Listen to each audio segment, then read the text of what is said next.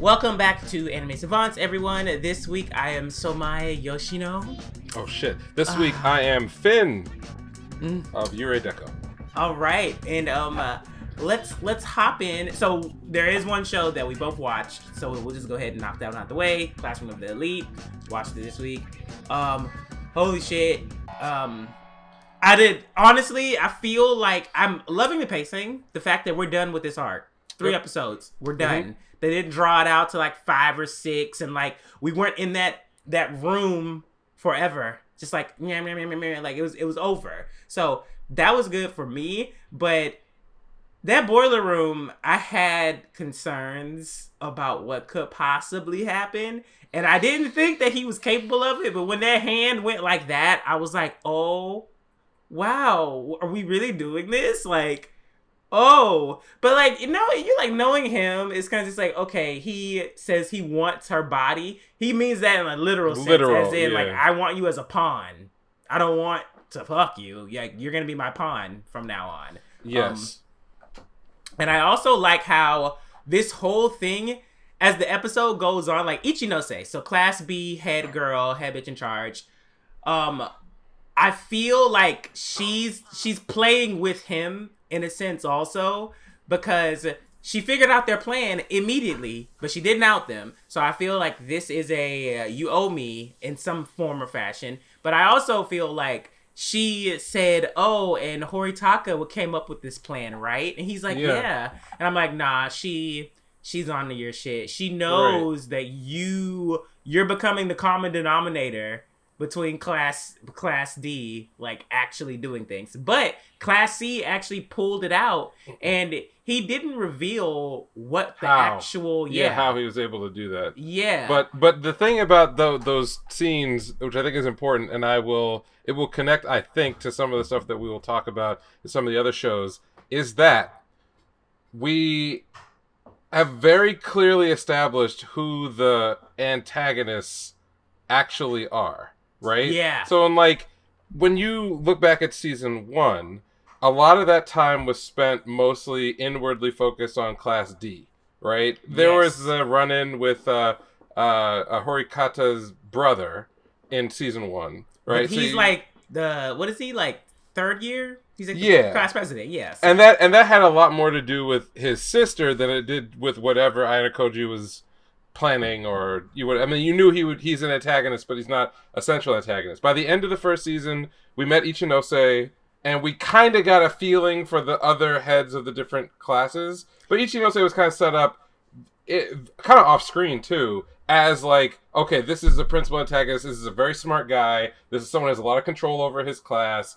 Obviously, Class C is not that far ahead of D, and so they are more tightly in competition with each other directly for status and everything else. So he makes a great villain, right? Ooh, did I get his name wrong? I think I was talking about.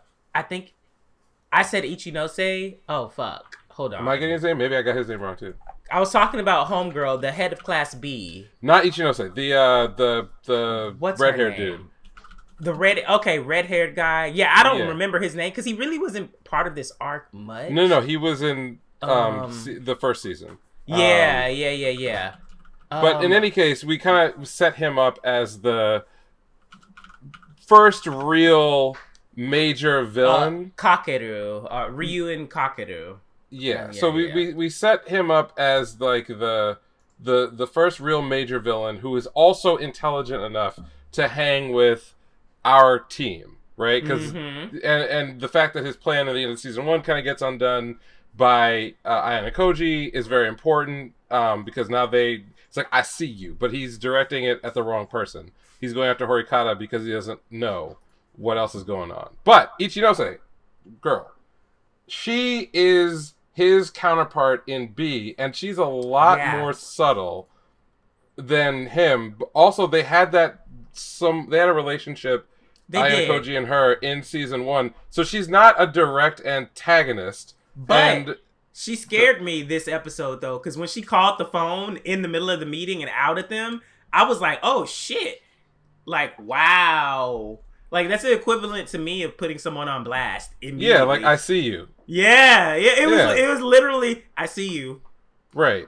What is And this? if you could say that one level of sort of the gradation of intelligence in this show, and by the way, intelligence being like threat level rather than like, oh, this guy's strong, physically strong. If Yeah. one level is, oh, I see your scheme, then that's class C. They see the schemes, but they misattribute it to Horikata because, she's the cutout, right? She's the one that Ayano She's Koji is easy to using to... read. Yes, right? But the next level of intelligence is seeing past the first trick and the second trick, right? Noting that Ayano Koji might be the ringleader. And so when Ichinose says to him in the episode, oh, kind of offhandedly even, like, oh, Horikata's the one who came up with this, right? It's, I read that as, bitch, I see your second scheme too, right? Just letting you know. Even though they had a cordial conversation that got cut off earlier in the episode. So I was a big fan of that. A big fan. But that's not really the the meat of the episode. Instead, It's all the stuff with Karuizawa and man.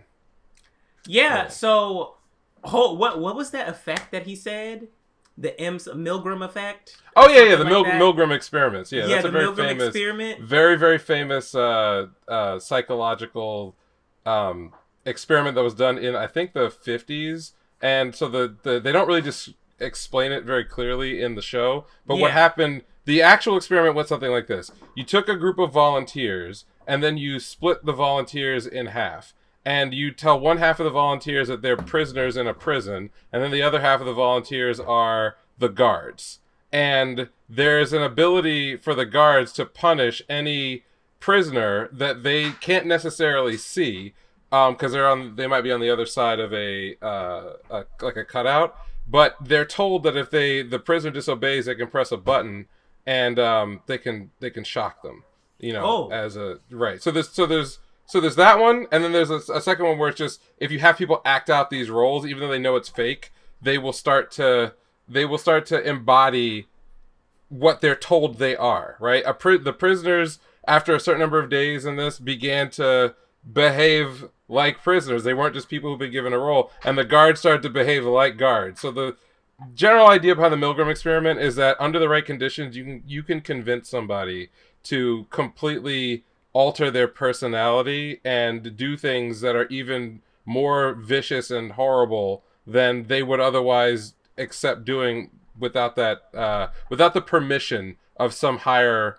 authority. Like the people who told the guards that they could do whatever they want to the prisoners were just the other researchers. They weren't, members of the government or actual police officers or law enforcement. It was just they were given permission by the folks running the study that, hey, you can do this to people. And people became sadistic and cruel. And specifically with the shock therapy, the idea was that they would turn up this dial that was supposed to increase the electric voltage, and you would hear somebody screaming in pain on the other end of the audio, and then the person would say, well, can I stop now, to the folks running the experiment. They say, nope, turn it up further. And the levels that they would have gotten to if it were real, they did not know that there was not actually a person being shocked on the other end, but they would get people to essentially deliver lethal shocks of electricity just based on the permission given by someone they thought was in authority, which is why they had that scene in the anime where the girl who was claiming that Kurizawa had bumped into her initially did not want to hit her, and then that as smile, exactly, as she's egged on by the other bullying classmates, she starts to embody it. Then she starts to get into it. Then she starts to like it. And you can see that she went through this transformation, but it's because she was given that order, that permission to do something that was clearly outside of her regular character. So I like that they included that bit in the episode. Yeah, I had a feeling that like Ayano Koji was going to step in some form or fashion, but he did it. No, he didn't. He let it go all the way through and literally was just thinking, oh yeah, I need her base level desperate. Yeah, I need her broken, and I can't be the one. I can't be the one to break her. Yeah, I can't save her, and I also can't be the one to break her either, right? Because he wants somebody who was willing to go along with him, saw him in as... their mind, they naturally became willing to Yes, go along exactly. with him. But also he had to demonstrate to that person that he understood them, could protect them, but didn't need them to play that role that they had been playing for protection, because that's the wrong kind of relationship for what he wants out of this person. So it's horrible on the top level because he did not intervene when somebody was being hurt. And then even when Homeboy intervened, it was I thought that she was going to do the parasite thing where she would attach herself to Homeboy. Oh, thank you for saving me. You protect me now. And she knocked him aside and was just like, yeah, you don't matter.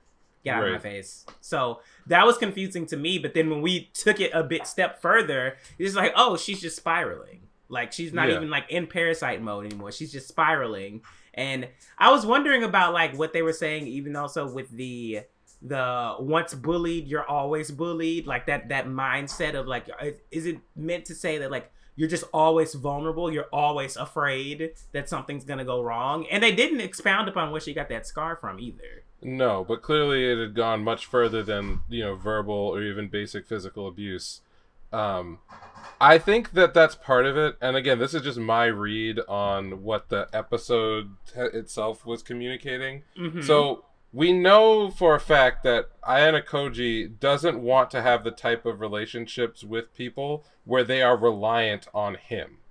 Yeah. He wants to control them, but he wants that control to be voluntary on the part of the individual and not one where he has to blackmail, right? Or what's the right way? Like, he doesn't need to constantly reinvest in that relationship, because the thing with Horikata was very similar at the end, right? Like, he values her because she is smart, she all the good traits and qualities, but also she could be plausible as a cutout for him as being the one moving people and doing all kinds of things, right? So the last thing he would want would, say, be a romantic relationship with her, right? Yes. And that's the reason why she's doing it. Or even one where she relies on him as being the intelligent person. He needs her to feel as if she is independent and doing things of her own volition, because that's how he uses people. He gets people to do things that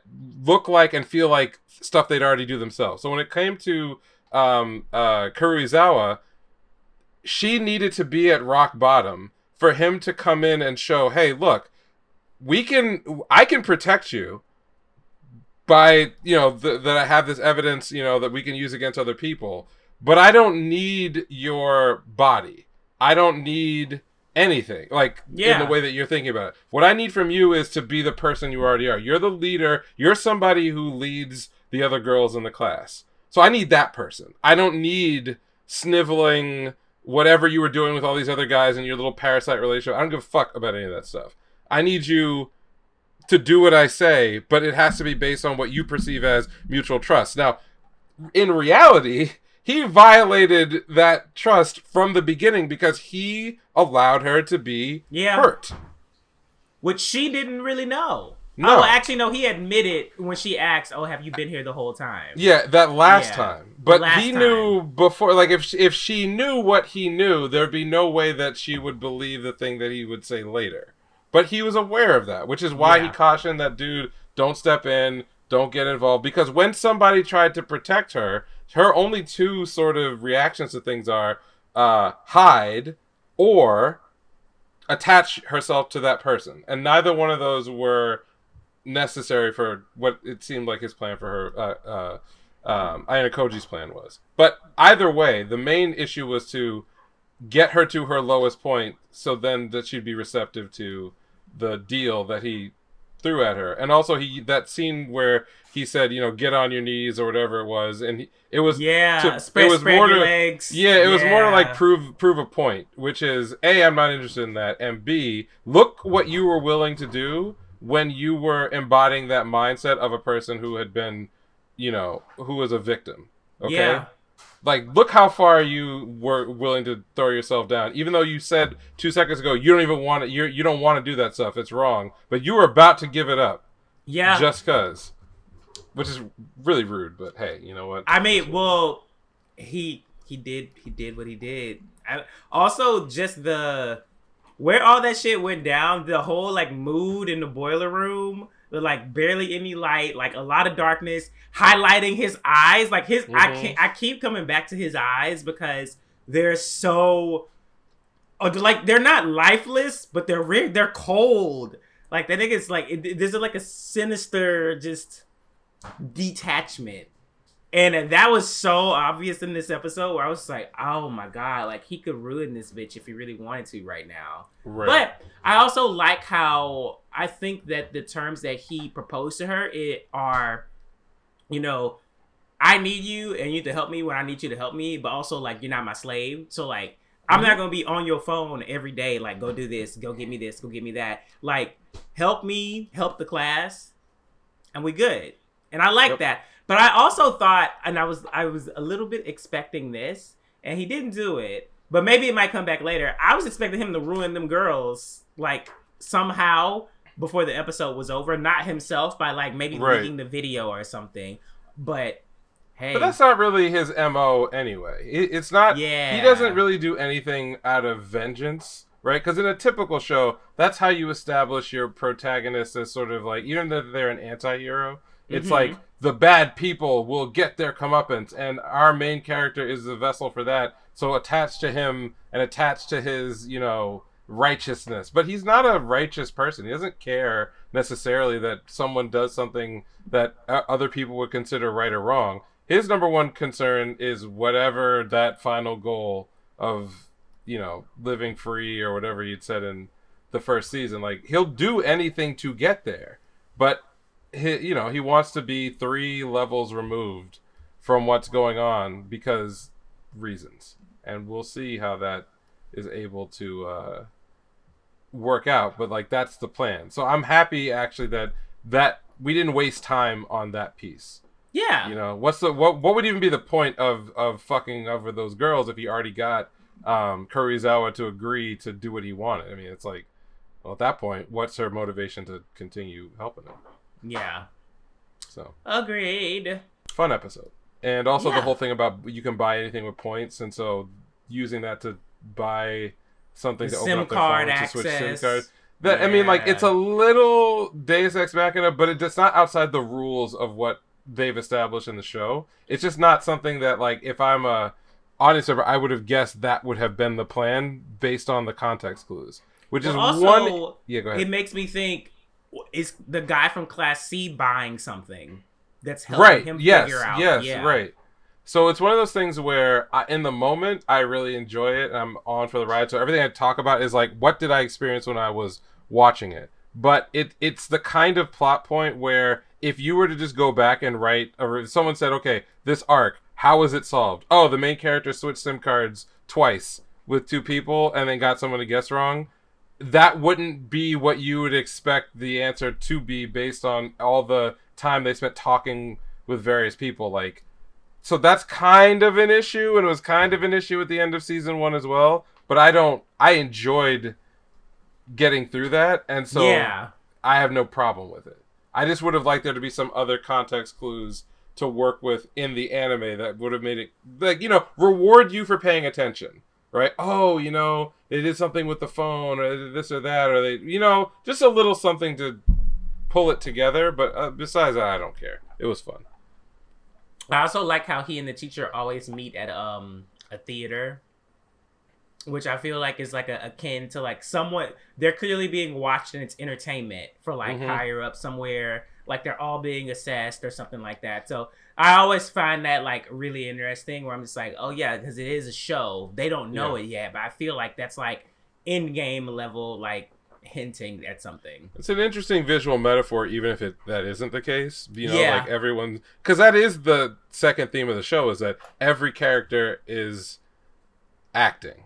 Yeah. There's the face that's in front, and then there's the one in the back. And so Ayano Koji, his character is the inverted version of that, where he is also literally acting, but even what he is doing in the present is setting up people around him to cover for him, his whatever his true identity, his true motivations. He is physically putting people in between him and, you know, the rest of the world.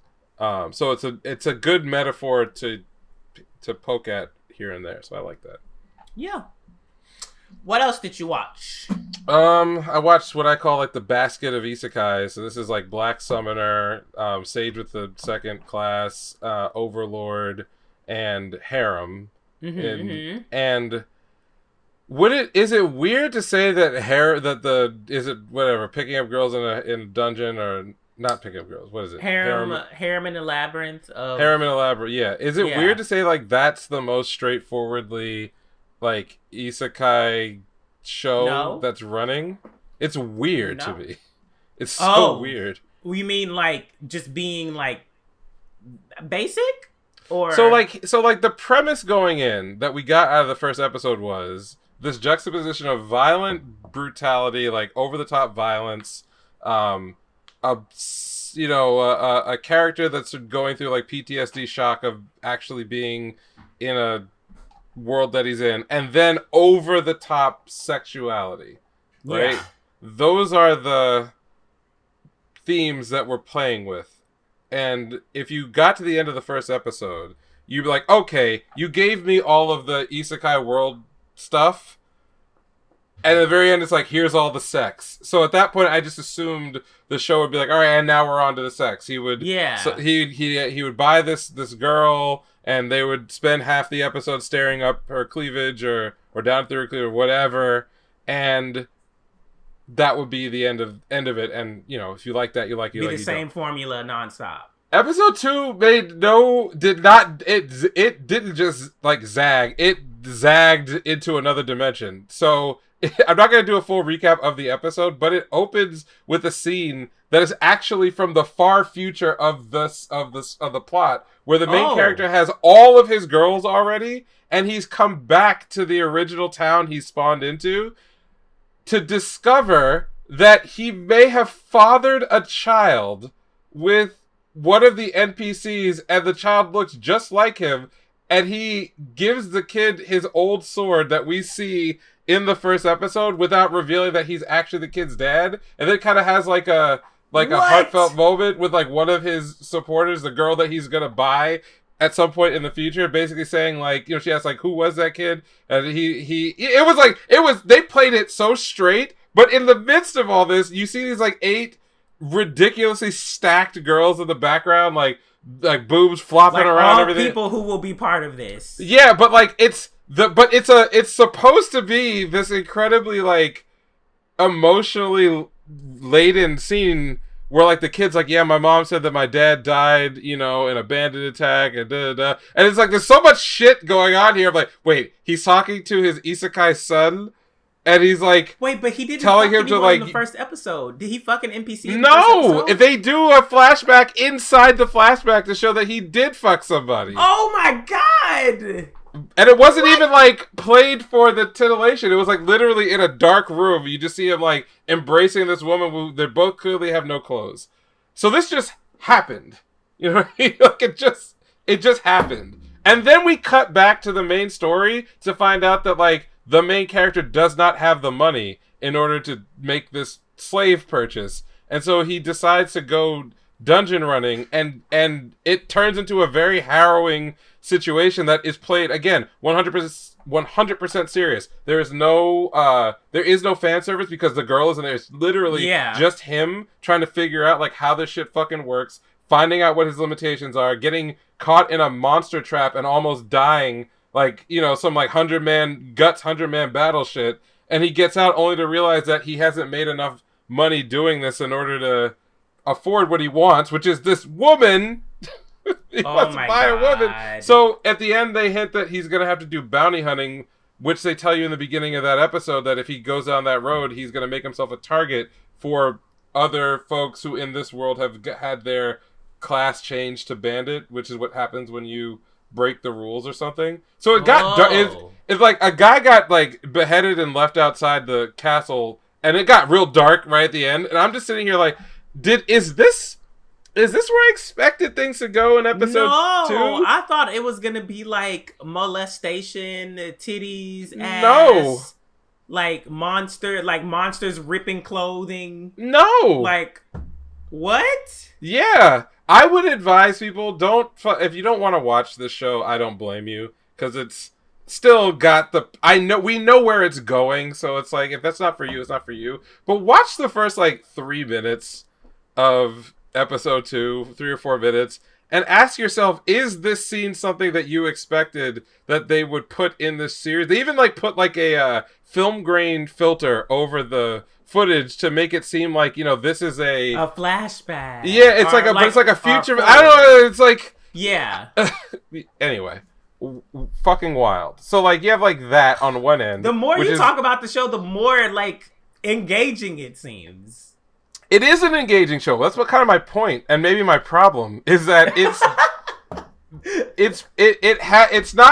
going in the directions that like it says on the box. There are big-breasted women who are going to be in some way or another, you know, permanently attached in a harem to the main character. The animation is not bad. They try some interesting things.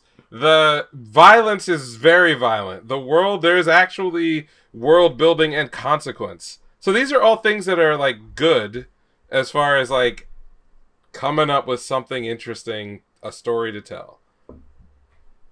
But that ain't what I signing up for here. So that's like on one end, it's very vanilla in the sense that the progression that's happening falls in line with just very standard isekai tropes, but it's not really like, you know, going over the top in the beginning other than the presentation. That's one end of things. Then you've got like both Black Summoner and second character class, strongest age, whatever the fuck you want to go, My Isekai Life. Yeah. Both of those, I would still consider both of them in like the budget category, but like My Isekai Life is a lot more action heavy than I thought it would be. Even though the first episode kind of tells you a lot about, you know, the scope and scale of what's going on. Mm-hmm. But like in the episodes, it's up to episode 4. But like what they have decided to do in this series is push the main character around the world and try to do world building through the fact that he wants to deflect interest in himself, you know, but still take care of, you know, big issues. Yeah. So he's running into all sorts of threats that are not prepared for him. And he's like, can I deal with these without anyone knowing that I did anything? Because if people know that I'm balling out of control, I will have to take on a lot of responsibility, and which I don't want. A target on his back simultaneously. Right, and that is supposed to tie in with his backstory of being a overworked loner who was a very good programmer and became like the shit funnel for his entire job. So okay, we kind of in there they have not gone back to that past flashback as much, but like I get what this is trying. It's a commentary, very loosely based on like the real world, and it's got some isekai elements. All right, like work culture. He didn't work. Did he work for a black company? I think they're either implying that that's true or that maybe it was a black company, but he didn't think of it that way. He thought of it like, like I'm not good with people. I don't really get along with people. I'm very good at my job. Yeah. And that only caused punishment and pain for me. But every time you get a flashback inside of his isekai, you know, experience, he is just someone who goes around and tries to be helpful.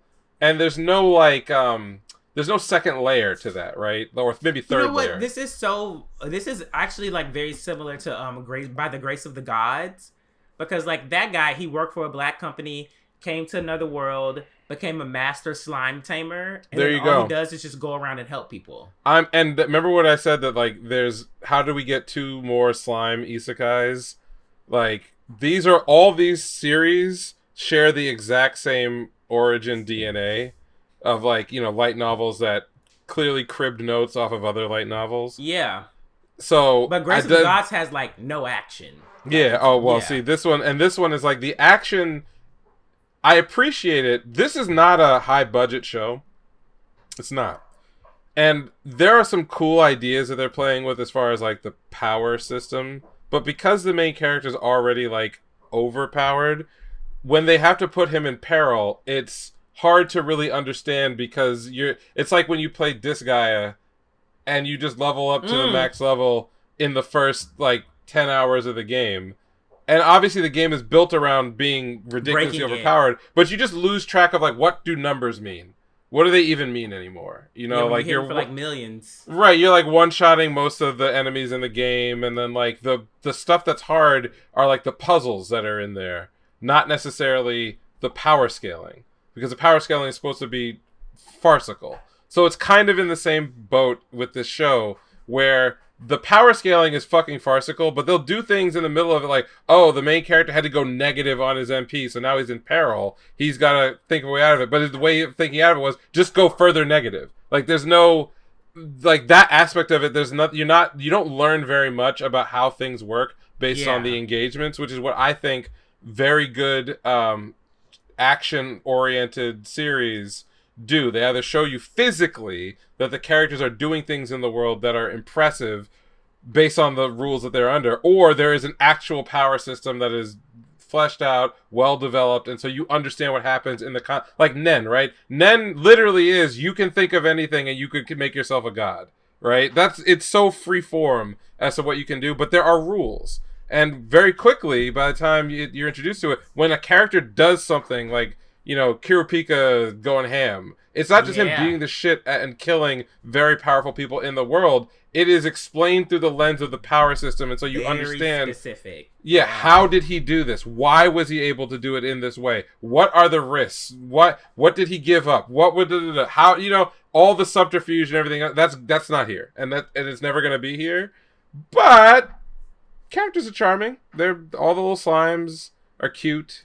And I know, I like the slimes. Yeah, they're really cute. We got the backstory on the Dryad in this episode. Oh, she's in. Okay. Yeah, cool. And she seems like a character that will come in and out of the story based on that backstory. So it's cool. The only one we don't know anything about is Proud Wolf. And Proud Wolf might actually be my favorite character in the series, not because he does a whole lot of stuff, but like he's the only one that seems to have at least a second layer where he's a coward.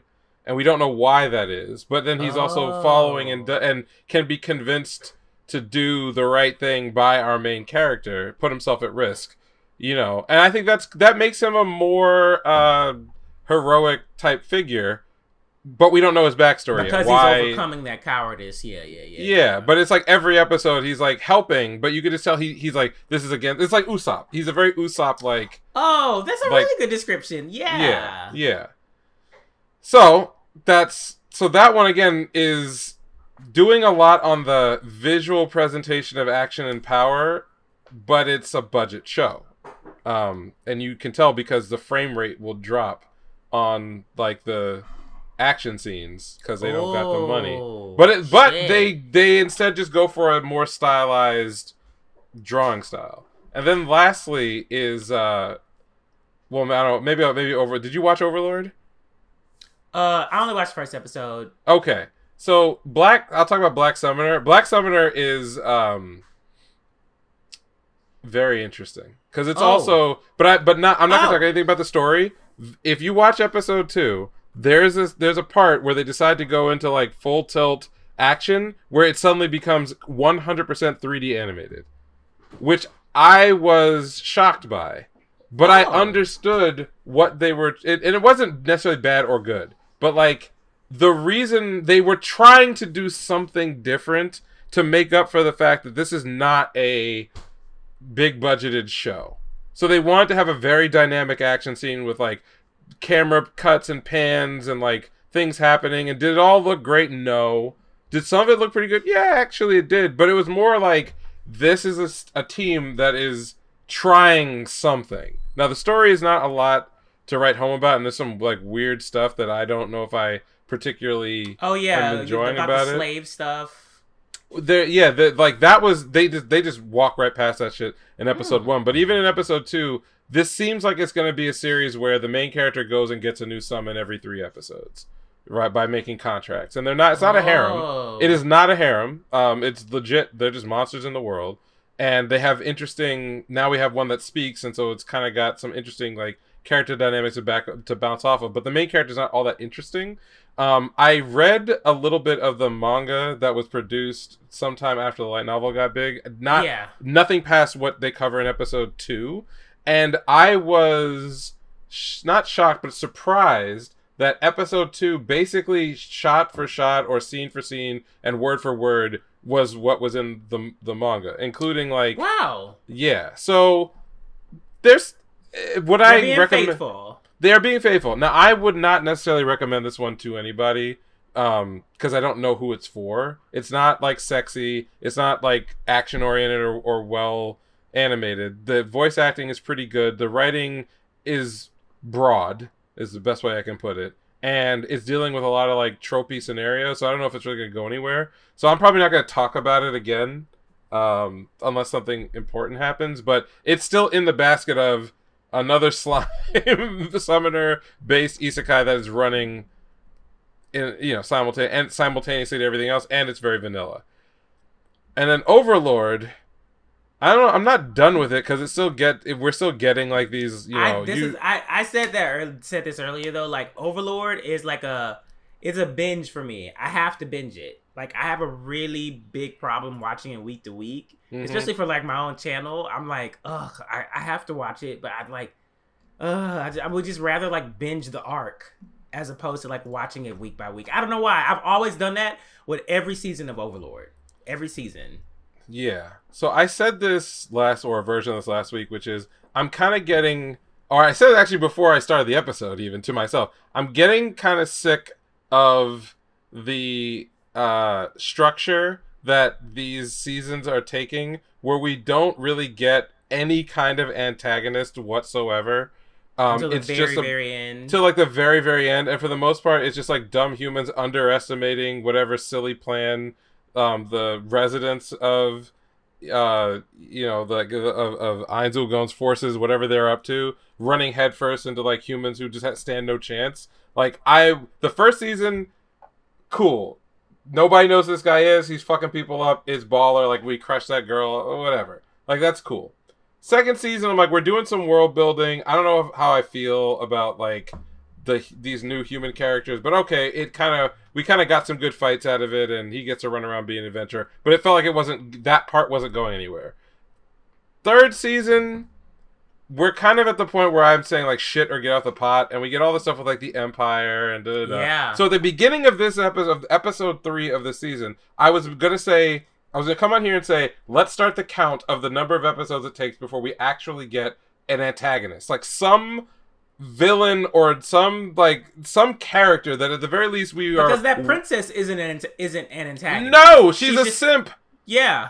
Yeah. So I was like, where I am now at the point of frustration where it's not even clear what problem we're supposed to be solving in this plot, which is a lot like a Shield Hero had that issue, a lot of bad antagonists. But like, kudos, we finally got one, and one that makes sense, and one that ties into... in the second episode. In the third episode. Oh, third episode. Okay. Oh, yeah. Third. We finally got one, and I was so happy that we did, only to have by the end of the episode the threat level of that antagonist completely put into the gutter, right? What? I was, and in a scene, which is the kind of scene I typically like about Overlord, where, Einzelgon shows up as himself and just, like, makes everyone shit their pants because, like, oh, wait, this motherfucker could kill all of us, right? The problem I still have with this series is that they cannot decide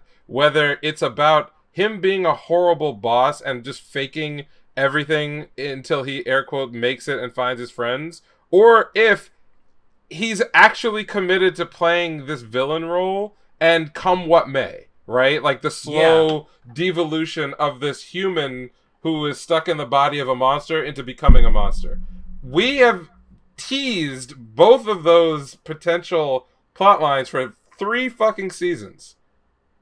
We've gotten both of those. And there are times when that seems like what the show is about, and then you'll get an episode like episode 2 where this motherfucker wakes up in his bed and is like hiding from his own maids and doesn't know what the fuck is going on, hasn't read anything, that, you know, any of the reports, doesn't want to seem like an idiot in front of his own people, so he pretends like he knows what's going on. Like, that is fine if that's the story.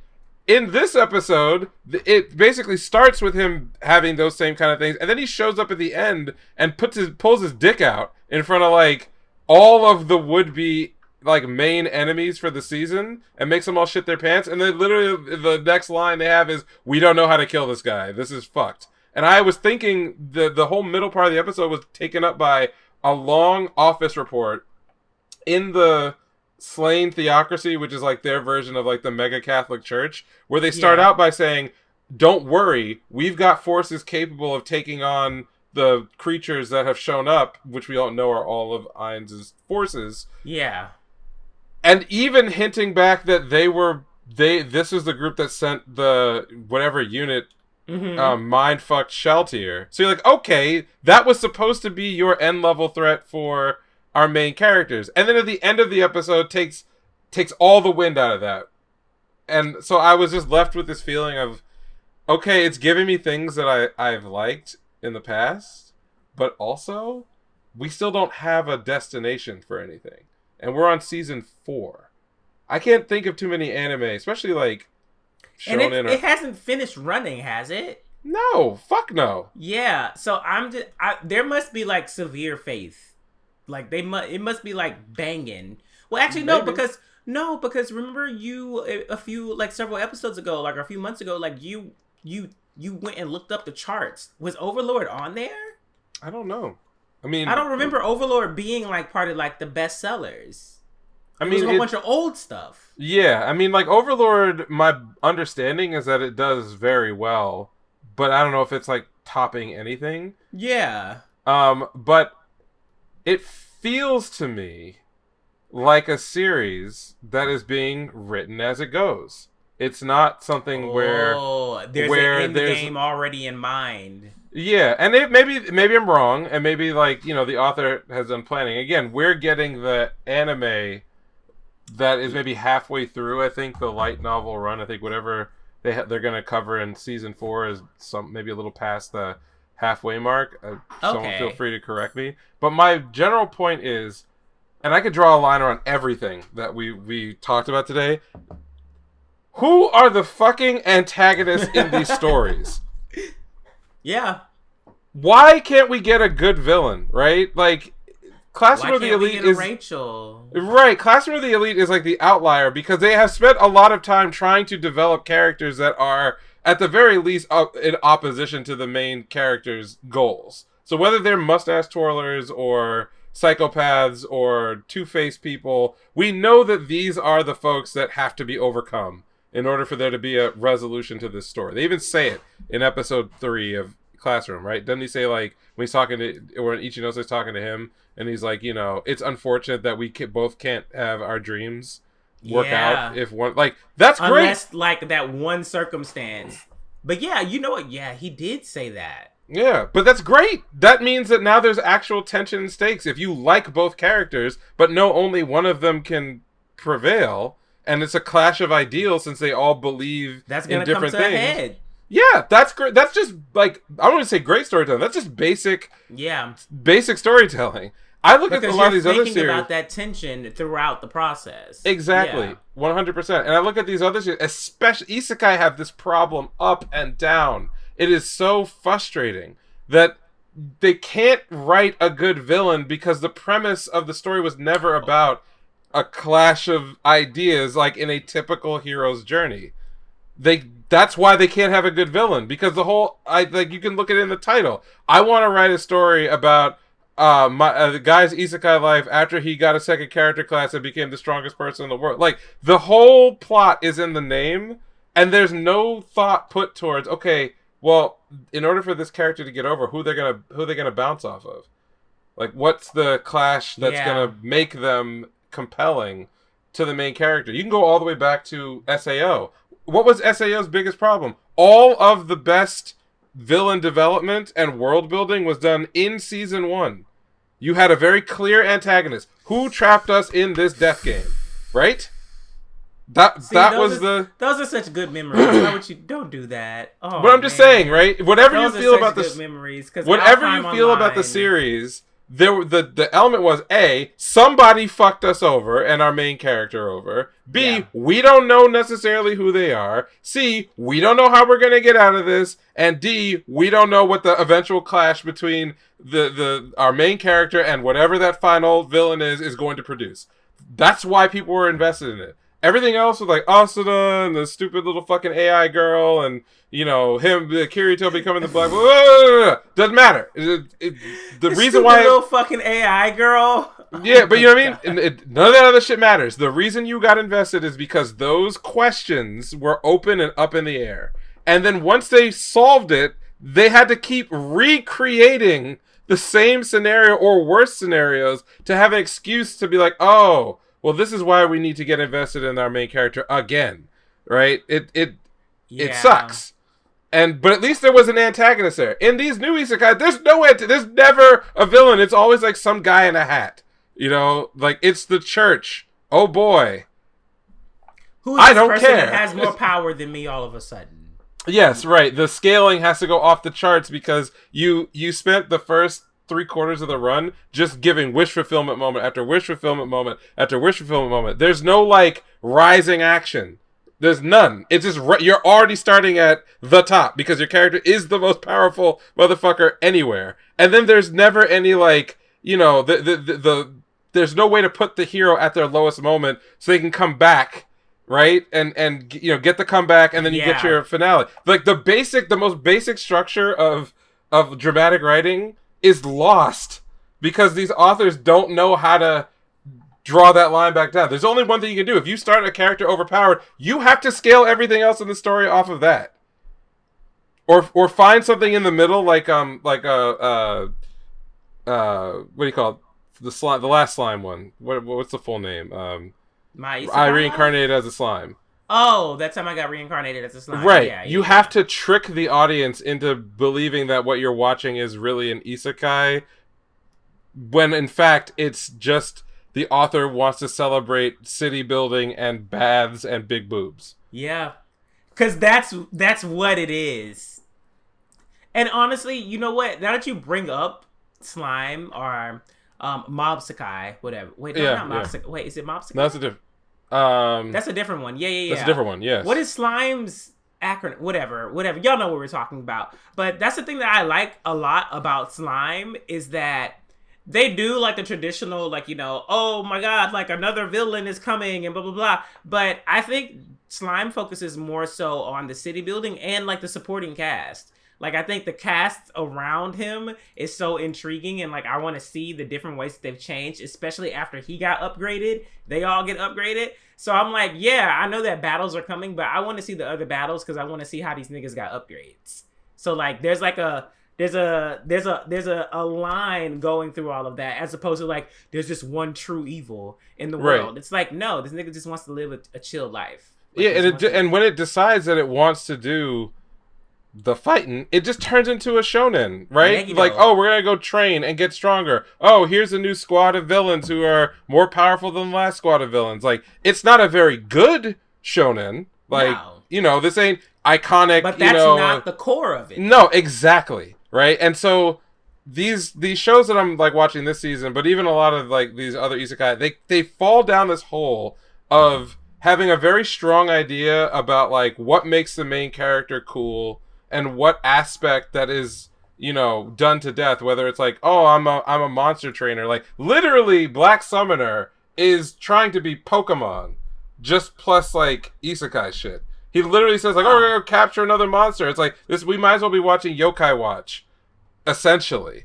Right? So that's the conceit of that show, is that it's, you know, it's about finding the next monster and then adding it to the team. Yeah, but that aspect of the show, as much as it's like, you know, the gimmick, is not strong enough on its own to hang a story on just that. And having no antagonist or having to wait like 90% of the series to get to an antagonist is very frustrating. And, you know, I don't know if you watch any more Made in Abyss, but, like, even in this season of Made in Abyss, you are made very clearly aware of, like, okay, what is the likely clash this season? You are introduced to the characters before the main characters meet them. These are, like, whatever this happens in the story, whatever... These two paths are gonna cross. They literally show you in the opening that these groups are reflections of each other. Yes. What does that mean? It means a clash of ideals. One group believes one thing. Another group believes in something else. When they interact with each other, you hopefully get an interesting story. There was a different choice during the respective journeys. Yep. Yeah. Something changed them. Yeah. And then our heroes... You know, we're gonna follow them, and maybe, you know, they empathize with something or not. Maybe they think that they can be allies, and then it comes to a head over some issue. Well, you don't know. You don't know if you haven't read it or anything else. You don't know what that's gonna be. Yeah. But that's the juiciness of the plot, is that you want to find out, how are these very different people going to either get along or come to some, you know, conflict, and then how do you resolve that conflict? I could not tell you what that is for almost any of these isekai. The weird part is the harem one actually established in the second episode that there's a lot other, like, deep shit that they could get into that would be worthwhile watching. Like, I don't think I've ever thought about what would you do if you fathered a child in this other world, but then abandoned them, and you gotta come back. And didn't know that you abandoned them. Right, you know, you gotta, like, come back and, like, yeah, great. Let's dive into some of that, or let's at least hang that out there as a consequence. He's not just, and then it makes a line from the first episode even more interesting, because the slave dealer was like, "Oh, because they're non-humans, technically you could fuck them, but you can't have kids." I thought that was like for the audience. Yeah. Now I'm getting this episode too. I'm like, no, that actually is very relevant to the story. And I'm upset. I'm so mad. Why is the harem one the one I'm least bothered by? The one with multiple versions. I don't fucking know. I'm stressed out, man. I'm stressed.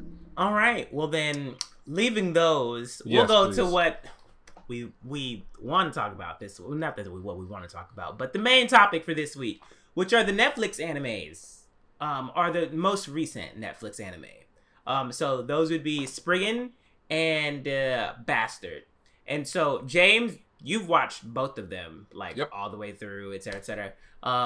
Y'all know me. I pay Netflix very little mind outside of, unless they have a new K-drama.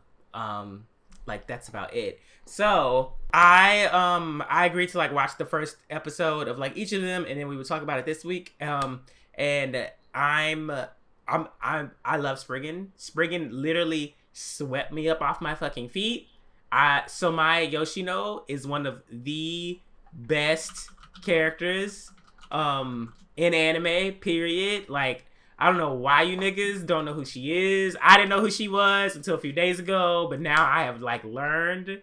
And why it's such a good fucking adaptation. It's really good. And I know some people are like, oh, the CG. It's good. It's good CG. It's done well. The action, great. The mauling, oh my god. The story, the intrigue, and the episodic structure with the, like, slight through line throughout the whole season. It's great. Y'all, it's really good. It's really good. Like, these are my input. I'm pretty sure James is gonna go way more in depth. With Bastard, it was interesting. But as I watched the first episode of Spriggan, I was like, okay, I kind of can see this, like, doing things, but I didn't know that Spriggan was gonna be episodic when I first watched it. I thought that Homegirl from America was gonna be, like, the supporting heroine or whatever, but then she was back in America at the end of the episode, so I was like, oh, okay, well, whatever, we'll see. Went and watched Bastard.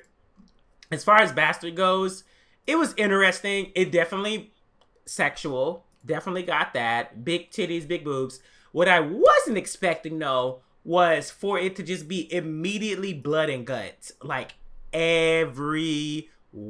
Like, they were watching them niggas. Like, oh my god, like the betrayal priests getting stomped on by the giants, and then I laughed.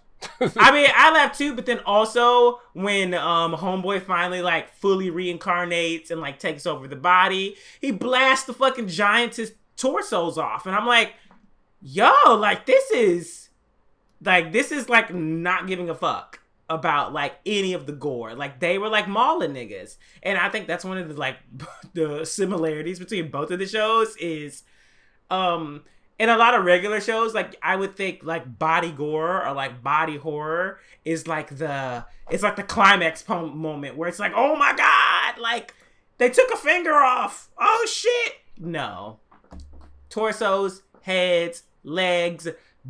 In the first episode of Spriggan, niggas was literally getting chopped into like triangles and squares. Like, I literally was just like, wow, like this nigga, what is this? Like, oh my god.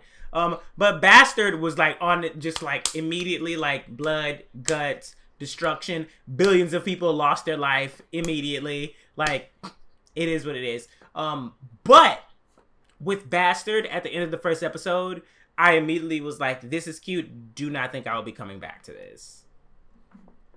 And that's what it was. It probably gets better or more like, you know, developed as it goes on. But for me, all I could think about was, I want to watch the second episode of Spriggan. I want to see what's going on. And then I watched the second episode of Spriggan, and I was like, holy shit, this is so good. The whole arc episode was just like, oh my god. Like, I think what I like about Spriggan a lot, or one of the aspects that I like about Spriggan a lot, is that the universe is literally like our world with just like this spin on it. So like these things could absolutely be actually real. But you know, I mean, as far as I know, because you know, whatever, they don't tell us shit. But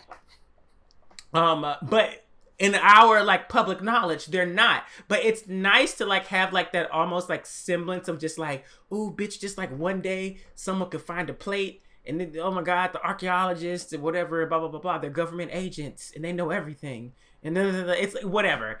But the whole I wouldn't even say power system, but just like the scientific, like the world order, and the fact that in the first episode that the plate was the thing that saved his life. Right. And I'm thinking, oh my god, like this is actually real. It's very intriguing, and it's just like, it's so interesting how there are multiple civilizations and multiple powers. So it's like, it's not just this one civilization where you're like, oh, we know this power system and we know what this is like. It's like, no, like they can constantly find things that they have no idea what they're getting into. There might be similarities, but that doesn't mean that they're going to be able to like deal with it hands-on. And so I also really like about Spriggan is that this nigga doesn't solve everything with just pure power, because he's not that powerful. When you compare him to the world, like the other entities that are going after this shit and his comrades, you're like, he be getting washed. Yeah, he's just a kid. He really is. He's good. He's really good, but so he is just a kid. Yeah. So that was another thing where I'm like, I'm not going in every episode basically being like, oh, when he activates the body armor, he's gonna watch this nigga. No, he activates the body armor within the first like 5 to 10 minutes, and like that's still like he still has to like figure things out. So, I'll toss it over to Jay instead of I've been talking for a minute. But that was good. The supporting cast is so good. Every single character that has been introduced that supplements his missions has been fucking perfect. Like, oh my god, the Cursed Forest episode, so good. Oh yeah, that was a great one. Yeah, that was. I even wondered how well that would translate. Oh my god, yeah. It was so good because, well, of course, that was where we met Yoshino. But also you have the other guy and then them forming like that like ragtag group. But then immediately like I rewound this part like 3 or 4 times where Yoshino first met the other guy and they were walking and she was like, yeah, old man. And he's like, I'm not an old man. She's like, you're an old man. He's like, I'm not an old man. She's like, you're old. He's like, I will kill you. And I was like, oh shit. And like it's like that kind of dynamic. It's like how they immediately established that dynamic within the episode. Like he didn't need to be around for the rest of the season. Like it was literally like that one interaction where I was like, that's their dynamic. And then the rest of the episode, I mean, you clearly see her dynamic with you. It's just so just chaotic. Like it's just amazing. So that on top of that, and then you add in the plot and the actual situation. I'm like, oh bitch, like I'm here. Like yes, like what? I don't know what's gonna happen. Yeah, just it's I've fun. been enjoying myself the entire time, and I feel like with the high school stuff, I understand that like he's a high school student. I feel like it's not really pushed as like being like the main thing where it's like he's a high school student, he has to worry about his grades and save the world. It's like no, like that nigga's like I got a job, I gotta go. Yeah, it's very light. Yeah, like it is very light. Yeah. So, James, go ahead. So I'll start with Bastard since you only watched the first episode and say that, my observation about what Netflix is doing in general with its anime offerings, it's whatever you want to call it, it's original. So they've done the continuation of Baki. They did fund the Shaman King Flowers. I still don't understand what their relation to that series is or was. I don't think they've released the rest of Shaman King in America yet. No, but I know that they have some relation there. I mean, but just stuff that's come out or they've produced in the last year. Then you've got, especially now, Bastard and Spriggan, and maybe there's some others sprinkled in there, but like when you think about what that strategy is, it is very interesting because both Bastard and Spriggan are in some ways kind of the same investment, even though they're very different shows. Because Bastard is a high fantasy over technology series that comes straight out of the late 80s, and in a lot of ways is a parody. And you can see that in the animation style. Yeah, 100%. And in a lot of ways, it's even a parody of many of those similar type series from the 80s. So everything from like Fist of the North Star. It was a contemporary with Berserk, of all things, and everything in between. But it also still has those roots as like a D&D sort of adventure, Record of Lotus War, other things like that, which also have the same DNA. Like, so it comes out of a very specific time, the late 80s, where in order to stand out, series like this had to go over the top. But the character designs and everything else are very 80s inspired, because that's where they're from. Then you look at Spriggan, which is a series that began its serialization in the 90s, and the original movie, I think, that most people would be familiar with was released in 90. It was produced in 98, so it was released in 99. And so again, it's got all this like 90s DNA in it, down to the structure of a episodic kind of monster of the week shonen with a protagonist who is a high school student, like he's 16-year-old, or I think he's 16 in the events of the first half of the series. And most of the stories come back, well, not most of them, about half the stories come back to that high school setting in some way or a reference in some way. So it's like I go out on a mission, nobody knows I'm a secret agent, I got these my friends and these girls who henpeck me, they don't realize that I'm out here saving the world every week or whatever, right? Like that part is the ironic comedy that then underpins some absolutely over-the-top, crazy action where you've got this guy taking on, like, secret over-technology from, lost civilizations. A weapon of war. Ancient robots and super-powered, weapons of mass destruction. Atomic crystal skulls. Yeah, atomic crystal skull. He's fighting the Nazis, which I will talk about in a little bit.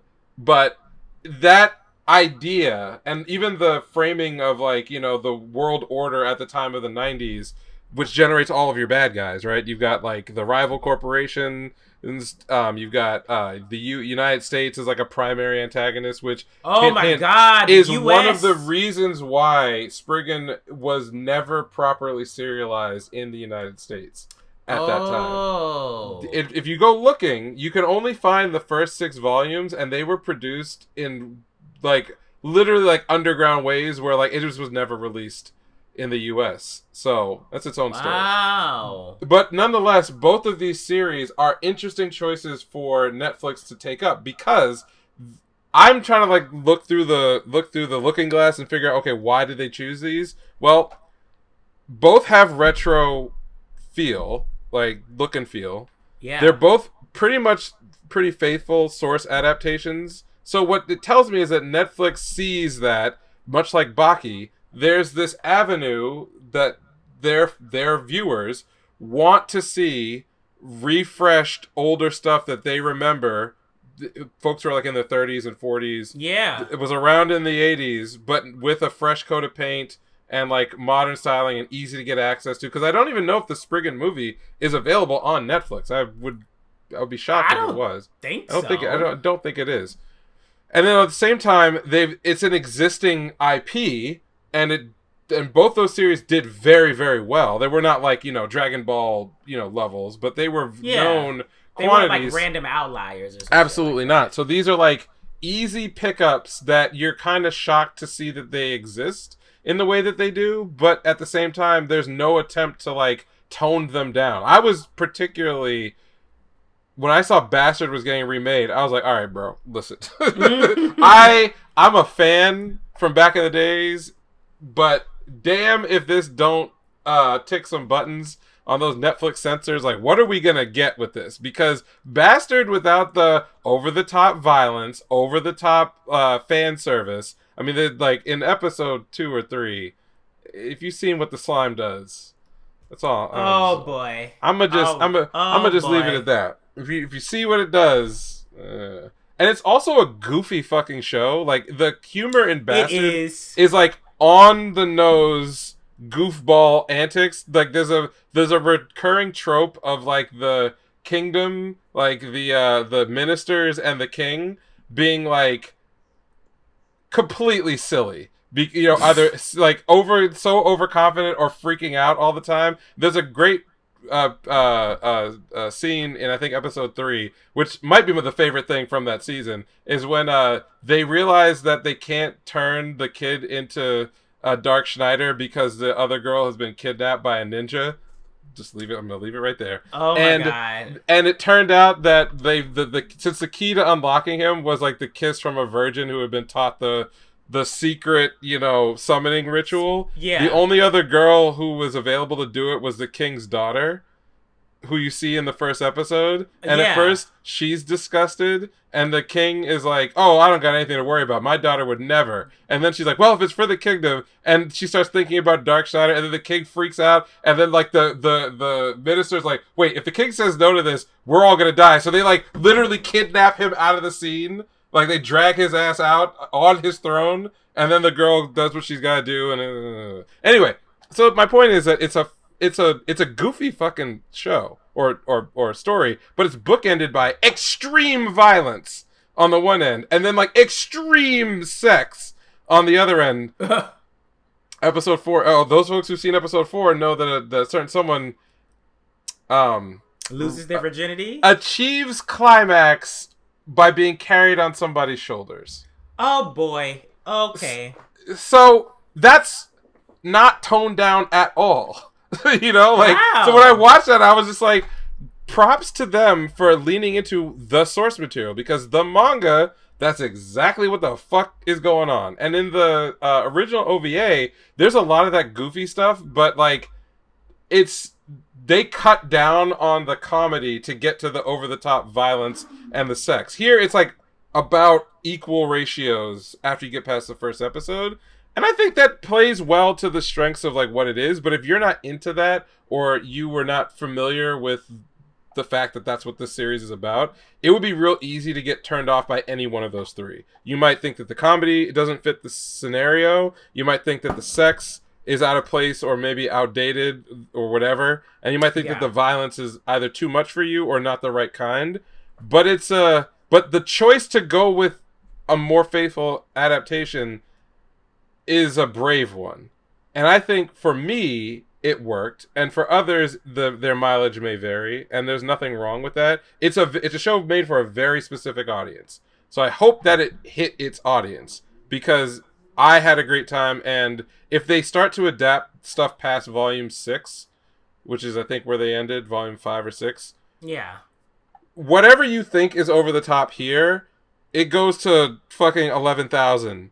Like, what they adapted is where it's still kind of like, oh, this is just very sexy post-apocalyptic D&D stuff, because there's like a beholder and like, you know what, other D&D sounds so accurate, because that's the kind of vibe I get like when I think of like a D&D campaign. I think of like something like this. I mean, it's literally they don't even try to hide it. Like, that's what this is. It's some like Japanese author, you know, I don't remember the name of the guy who writes it, but he was like, oh, you know, I'm playing D&D in the 80s with my boys, and we put all these, you know, big-breasted anime women in it, and I thought it'd be fun to illustrate it, and oh, there we go, I got a series, right? Because that's how Record of Lotus War came to be. Well, it was a book, right? It was a novel. Yeah. But like, this one was like kind of poking fun at all of that stuff, while at the same time, like, the crazy violence was the real hook for its audience, and then of course, like, its sexy women was the other end of that. So anyway, I like both of them. I like them for the same reason, but I also think that they're hitting a very narrow slice. Spriggan, so good, and you know, it's also a product of its time. But what struck me as someone who had read the manga after being obsessed with the movie when I was a teenager, because I thought it was so awesome, is the stuff that was cut out of the OVA, or rather not the OVA, but the movie. The movie, yeah. And I was concerned going in that similar edits would have to be made to the other stories in order to make them have a more, I don't want to say like serious vibe is not quite right, but like, I underestimated how fun a kind of monster of the week, kind of over the top presentation would work in the style that they were going for visually. Because anyone who watched the original movie, that was, of all places, that was Studio 4C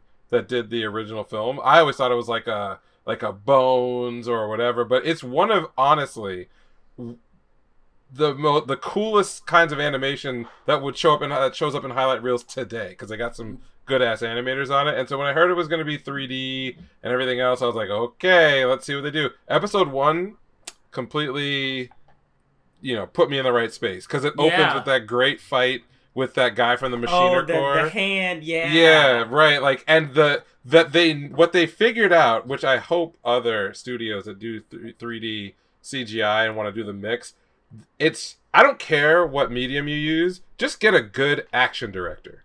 Yes. But well, even when they like, I've noticed several moments where they swap it to 2D for like specific scenes, and they go right back into 3D.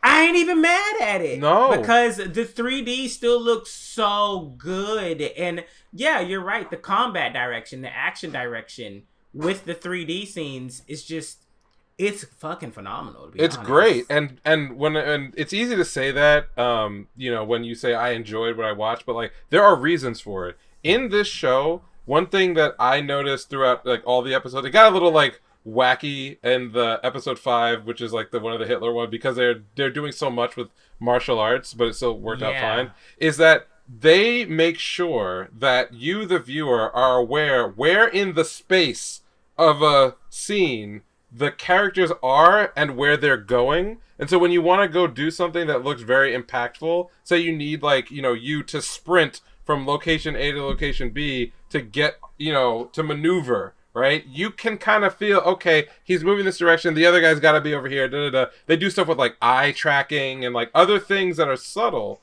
but when you see the action scenes come together, they feel good. They feel like when you was fighting that colonel in the forest, right? Yeah. Like, that's a real basic structure of a set of shots, but like, you feel them moving, you feel the impact, trees will come across your vision, they know how to position the camera in a way that feels like it's being shot rather than rendered, which is one of the big problems with a lot of 3D CGI that's used in these types of shows to save money, is that they don't take advantage in the right places of the fact that you have a camera, that you literally have a camera that you can maneuver. and then they don't necessarily have the experience on the director side to be like, where should that camera be to create the effect the same way you would if you were filming something in real life, right? Like, they do a great job with that.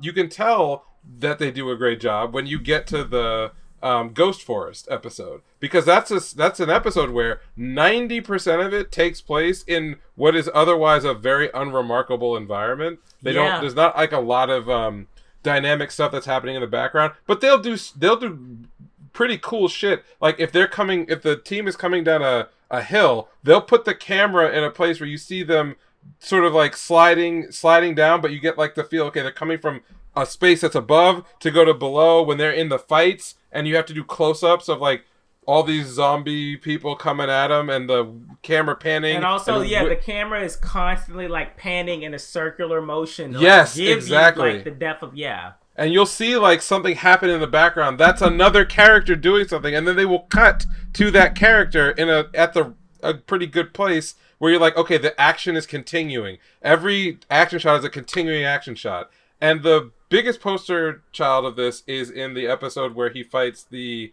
like the cyborg, or not cyborg, but like the robot, like the ancient robot that they wake in the up. Underground Fortress. Yeah, the underground stuff. Yeah. There are so many cool fucking shots that like the one that got me, and obviously I've read it and I know the story, but like when they're trapping the robot and it shoots that cannon and he has to like get into that little grate that to survive that scene. When you watch it, for a moment, it looks like this motherfucker gets killed. And it looks like he died, yeah. Yeah. Yeah, you don't find out about the grate until he responds to Homegirl. Right, but the way it's shot is impressive, and it really amps up the threat, and they do a lot of subtle things with like scaling so that he can look small and his enemy can look huge. You definitely see that in episode 2. And you know what? You're right. That episode was so fucking amazing, especially CG-wise, because the weapon, like, it was complete CG the entire time, and it was so fucking cool. Yeah, and that was to save but like, if you're like me, that episode 2 was the test, because I remembered the movie, and the movie is awesome, okay? And I knew that they weren't going to. Before, is episode 2 the movie, or like episode 2 is basically the Noah's Ark. Okay. Yeah. And so I was prepared to be like, okay, we're gonna get a very cut down, and it kind of, I mean, they do cut some things out, but like we're gonna get a very like stripped down, faster paced, cheaper version of what was in the film. And I had forgotten that the movie actually changed a lot of details, and spent a lot more time lingering on how you gets from, the initial warning in the U.S. because one of his classmates commits suicide because he's like mind fucked, and then that's what gets him to it lets us and him know that some organization knows who he is. And then there's a great, and I would advise anybody, go online and look up the chase scene from the Spriggan film. It is gorgeous, and if you look at the credit lists on that scene, it's some of the best animators of the last 20 years did that. There's like a hand-to-hand fight with a dude with a sword that's fucking crazy, a lot of like body and whatever. It's awesome, but they cut that out in the Netflix adaptation. Yeah. And it still worked fine because they started to explore other parts that were cut out of the movie, like fucking Jean-Jacques Monde turning into a goddamn werewolf, a lycanthrope. Oh my God! And just erasing a dude's upper torso. When that nigga just appeared, yep. head, yep, gone. Yep. Yeah. I mean, he was cool in the movie because he gets all that. He gets the fight outside with the Machiner Corps, and he's like, you realize, okay, you is like the gritty fighter. He's strong, but Jean-Jacques Monde is fucking fast, and so like.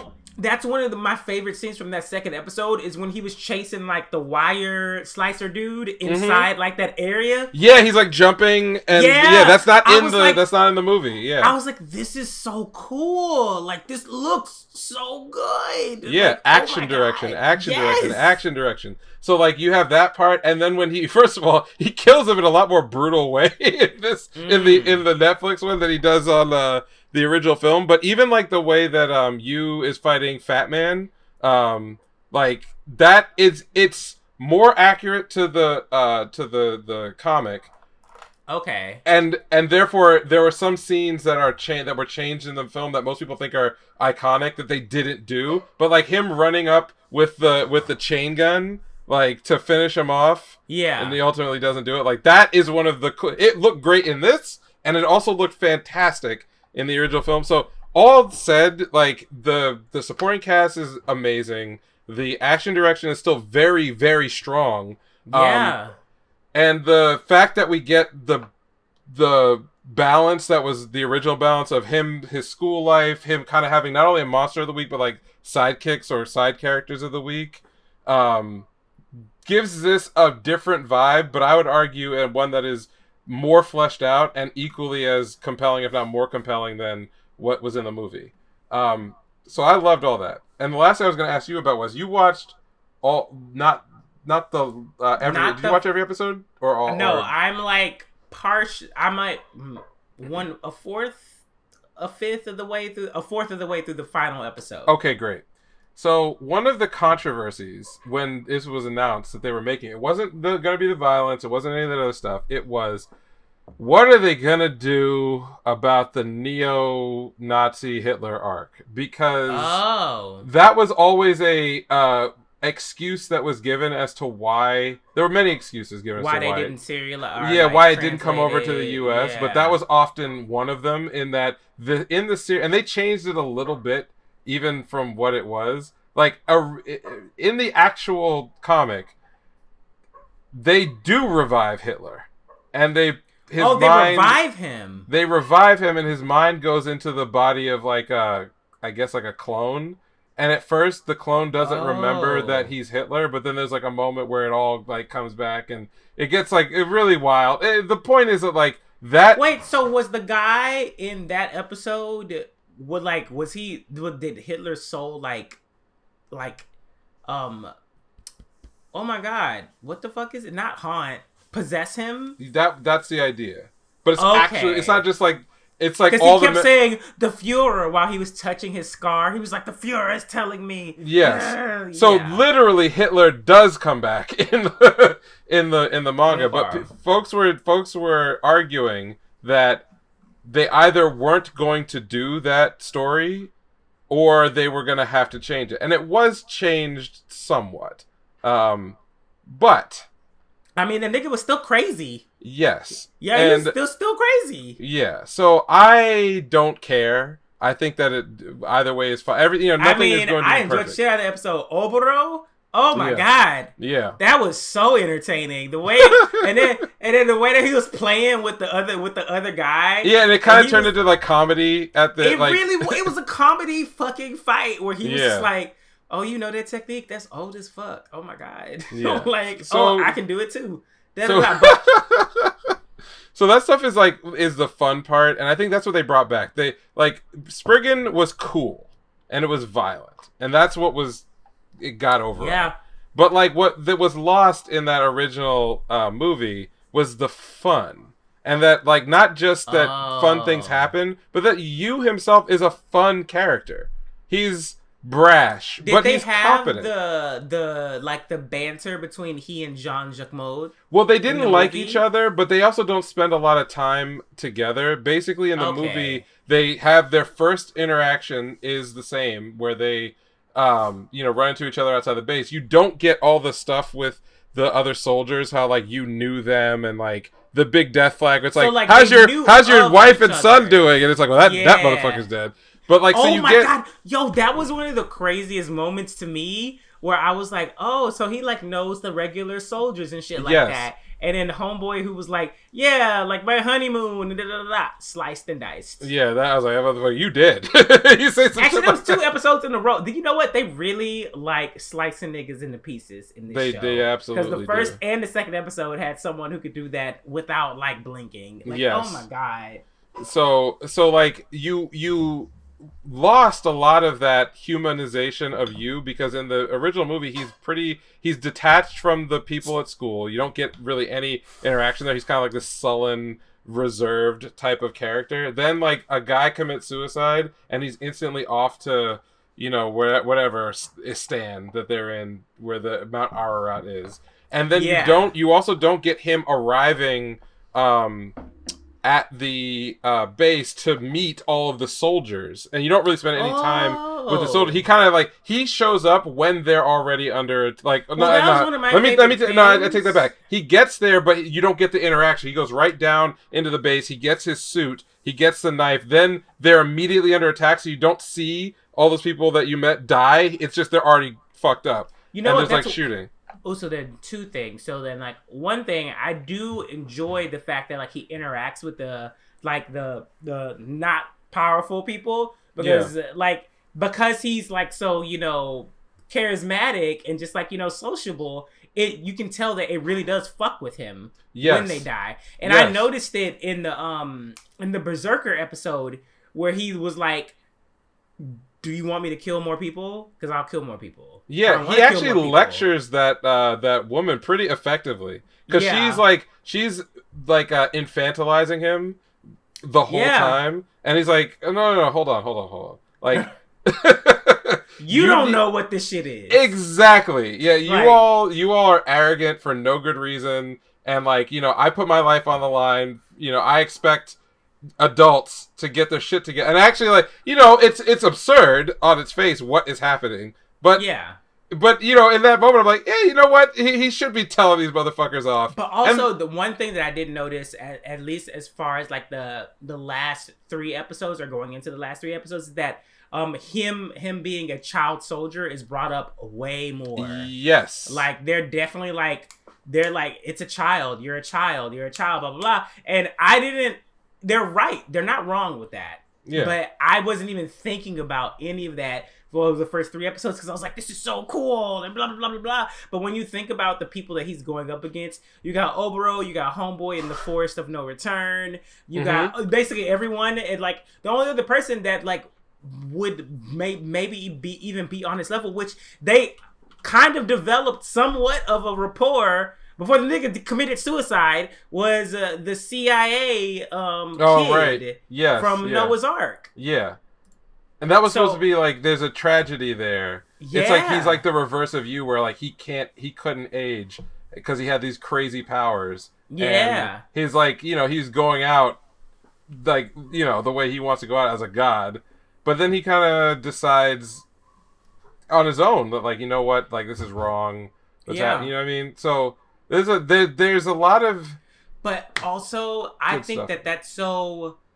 That, I'm gonna be honest, the Noah's Ark episode, that was the episode that really gripped my ass with the show, because I think it's ooh, wow, can I even put it into words? It's about, I know you could put it into words if you could understand what I'm saying, but I think it's not, is it not existentialism, because that's the wrong word, but it was the world order, or just the commentary on the world and how humans are, human nature, and then the two varying views of, I don't care if humans are like this, I still have people that I fuck with. Yes. So I want this to keep going. And the other one, which is completely just wipe the slate clean and make a new race. Yeah, humans are parasites versus that the feelings you have for other people are the reason why you keep going. Right? Yeah. That's a very clear clash of ideology, and for the sake of the story, the good guys win. But you could argue that what he was bringing up about how mankind wrong. He wasn't wrong. Mankind was destroying the world, and he is uniquely gifted. That he, because you had to be able to control electricity and all that stuff. He was uniquely gifted to start over, but he lived a terrible life, and that was something that they made very clear. That this is not just he's gone crazy, but he's not just a random psycho. This is some He bullshit. Doesn't want to make people suffer just for his own pleasure. He's actually trying to do something, which is that was another thing. So it was that. Oh fuck! Well, I forgot my other one. So keep going. Nope, that's it. I just think that it's a throwback to a type of storytelling and a type of story that may be, ironically enough, a little too vanilla for people these days. This structure feels retro. Going back to school and then being the secret agent. But at the same time, like, how different is that from some other series that we enjoy today? You know, the idea of, I mean, like, you could argue Jujutsu Kaisen in a lot of ways is the same general concept. I think one of the things that it has in its favor is the episode length. Like, we get like 40 to like 45. That's right. Episodes. We didn't mention that. Yeah, each of these episodes is about double the length of a typical TV episode. Yeah, and so that gives you plenty of time to set up. I feel like that's probably one of the reasons why the supporting cast shines so much, is because they're given time to like actually like introduce them and flesh out their characters before they disappear again. Yep. The last thing I'll say about this is really brief. Is the kills in this series, they're not all epic, but there are some that I think if you are on the fence and you're like, oh, well, I watched the Spriggan movie and I'm not really a big fan of CG. Man, when Fat Man gets his head blown off at close range with a shotgun by Jean-Jacques Mond, I was like, this is better than that movie. That looked better than anything in that movie. Like, the flesh just like, yeah. Yep. Yeah. Blew his fucking brains out. So the violence also, is on point. I really liked when Obero literally just like pounded Homeboy's chest. Yep. And I was like, huh? And then he was like, yeah, I just like fucked up all the blood vessels around your heart. It's like you're not gonna live for much longer. Yeah, it's like, I don't know. And then he goes back to you, and you is like, you still have that really nasty way of killing people. Yeah, he's like, why are you like this, man? Like, why are you like this? Yeah. Okay, cool. Was there anything else, or did you want to get to news? Let's go to news. I didn't really. Devil is a Part-Timer came back. It was the cockroach episode. I screamed. It was really good. It was honestly, I just think really just like straight to the point. I was hesitant about the new studio because it's a new studio, new director, everything like that. It completely on brand. It's as though like the only thing that changed was the animation style. Like, really, really enjoyed that first episode back. So, yeah, Devil is a Part-Timer. Love that. I do have a slight mini rant for you, Toei. What the fuck? Who the fuck is in charge of Pure right now? I have a problem. One of my, like, joys of the summer is that we get our 6th Ranger, which is... technically, they're not the 6th Ranger. But, like, you know, they're the addition to, like, the original crew. But we also get a new song. Uh-oh. And we didn't get our new song and dance. So I just need to know what happens. So basically, with Pretty Cure, there are two endings for every season. The ending where the 6th Ranger isn't part of it, and then a whole new song, a whole new dance with the 6th Ranger. Like, included, part of the core, like, all of it. This time, they literally just, like, put the 6th Ranger, like, on a fucking big screen in the background. Like, I know y'all got hacked, but this is no excuse. Like, this is no excuse. Like, if you can make the DBZ movie still come out, you can still give Pretty Cure some fucking budget. This is unacceptable. Now, some people are saying that it's probably because there might be another girl being added. So that's why they haven't done it before. They haven't done it yet. Because they did do this, but the last time that they did something like this was back in 2010. So where they had like a 6th Ranger, and then they faked this out, and they were like, actually there's another girl coming too. And then they did the new ending. So did that work out for them?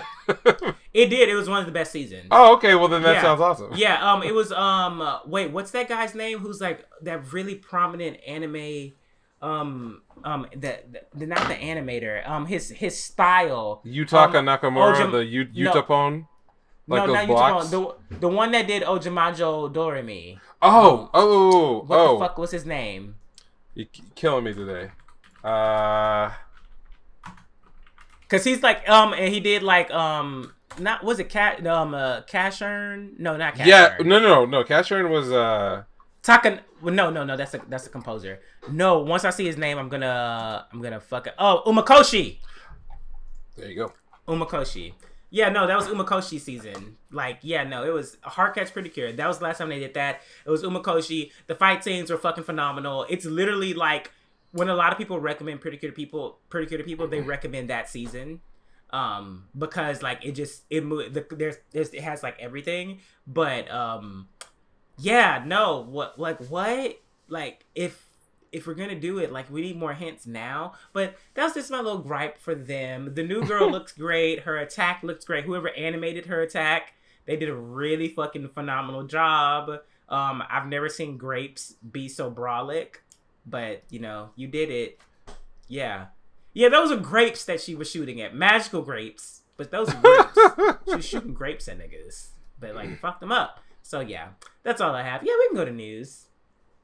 Now you reminded me also that I watched Yurei Deco as well. Oh, yeah. So, yeah, what episode is it on now? We're on episode 3.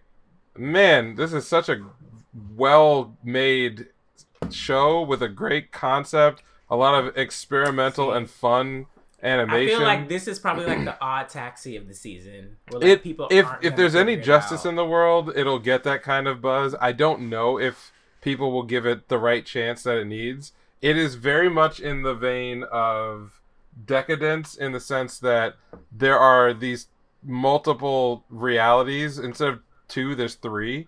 And the way in which they play with the interaction of those things, not just as like a visual device, but to solve actual problems between the 3, is unique. And there's not, I mean, it's crazy to say this as much as I love anime, but there's not a lot of like unique stuff that's worth watching on in a given year. And I would argue that from what I've seen, at least from the first 3 episodes of Yurei Deco, you're not going to have an experience like this one. But it's because it's original. It's because it's, you know, experimental.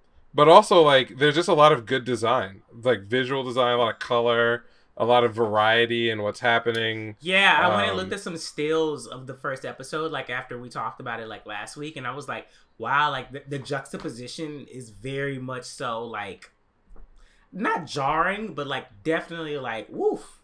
Like, I could see. Yeah. But one thing that's not really about this episode, it's just about the series, and what I wish was true of so much more, is that there are actual characters. And when I say actual characters, I mean I'm going to remember these characters when I'm done. I'm going to remember not just their names, I'm going to remember their attitude and their mannerisms, and that because they are strong. And it's so hard to get a good, strong character these days, whether they are unique or not. Yeah, because everyone's circles jerking the fucking heroes. Yeah, like there's so many good. It reminded me also of like so one of my favorite games was Jet Set Radio or Jet Grind Radio in the US. And like it's one of those games where on paper, if you just say what the premise is and what the gameplay is, it's not really that you know, revolutionary. You skate around, you do graffiti, you kind of dodge some stuff. It's got some good music. Great. But that doesn't do justice to what it feels like. Whoa. No. Not some good music. No, that shit's iconic. Right. But I'm just saying, if you just state it on paper, what is it? That's what it is. But it's not what it is at all, because the execution is like at a 10, but it's also doing creative things that are going to stick with you long after you're done, because nothing else is like it. Because ever since that game came out, people have begged for nothing but more of it. Yeah, exactly. Yeah. And this felt like the same kind of an event, but just something that is animated. It's cool. It's unique. And I like that in every episode, all the characters and the voice actors and everything else are going ham.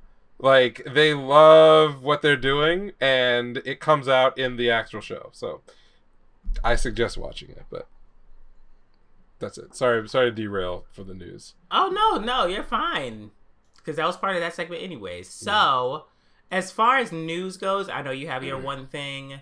Let's talk about, my quick thing is that they are adding Tengen to the Hinokami Chronicles. I might buy it.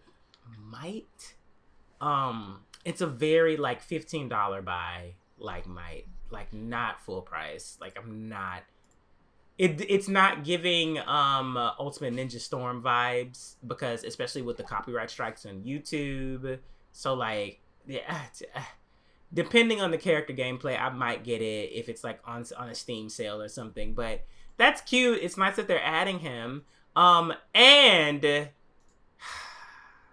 I feel like this doesn't have as much controversy as the One Piece adaptation, but they've announced the Yu Yu Hakusho live action adaptation, and with it, I'm just gonna see what happens. Yep, that's the right answer. Yeah, like I'm just gonna see what happens. Like I feel like with a lot of visual or like live action things, pictures don't really do a lot of shit justice.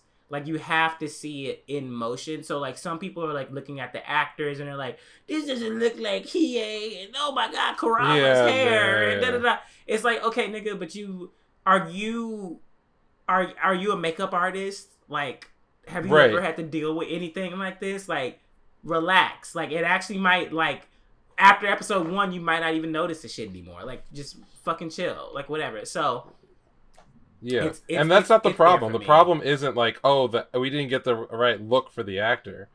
It's gonna be the translation. And like the basic stuff, like, is it well written? Does the acting and the investment in the visual look?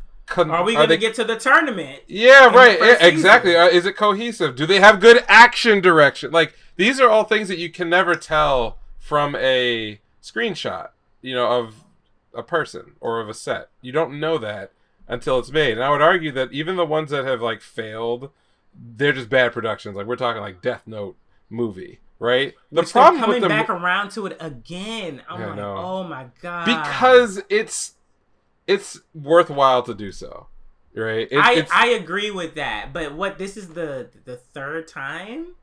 Yeah. I mean, whatever. If they have the money to throw at it, then throw it. Like, right. Well, I mean, even the bad movie did well for them.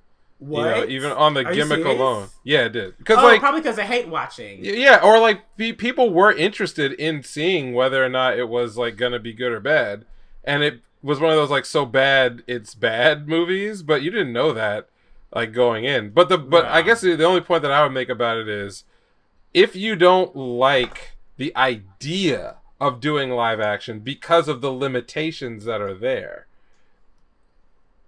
you could never be satisfied. Yeah. Right? Even if they did a better, like I'm not saying great job, even if they did a good job with it, a person like that is never going to accept that product. Whereas, like, you gotta think of it from another point of view. What about people who've never interacted with that IP? They're not interested in watching an anime. They're not interested in reading the manga. The question is, what is a production good enough to get over with that group and not have them feel alienated? After that, the other stuff is just icing on the cake. Like, do the effects direction and the things that we complain about. But like, that's the failures that have happened so far. It's that they don't work for a broader audience to get them interested in checking out the other parts of it.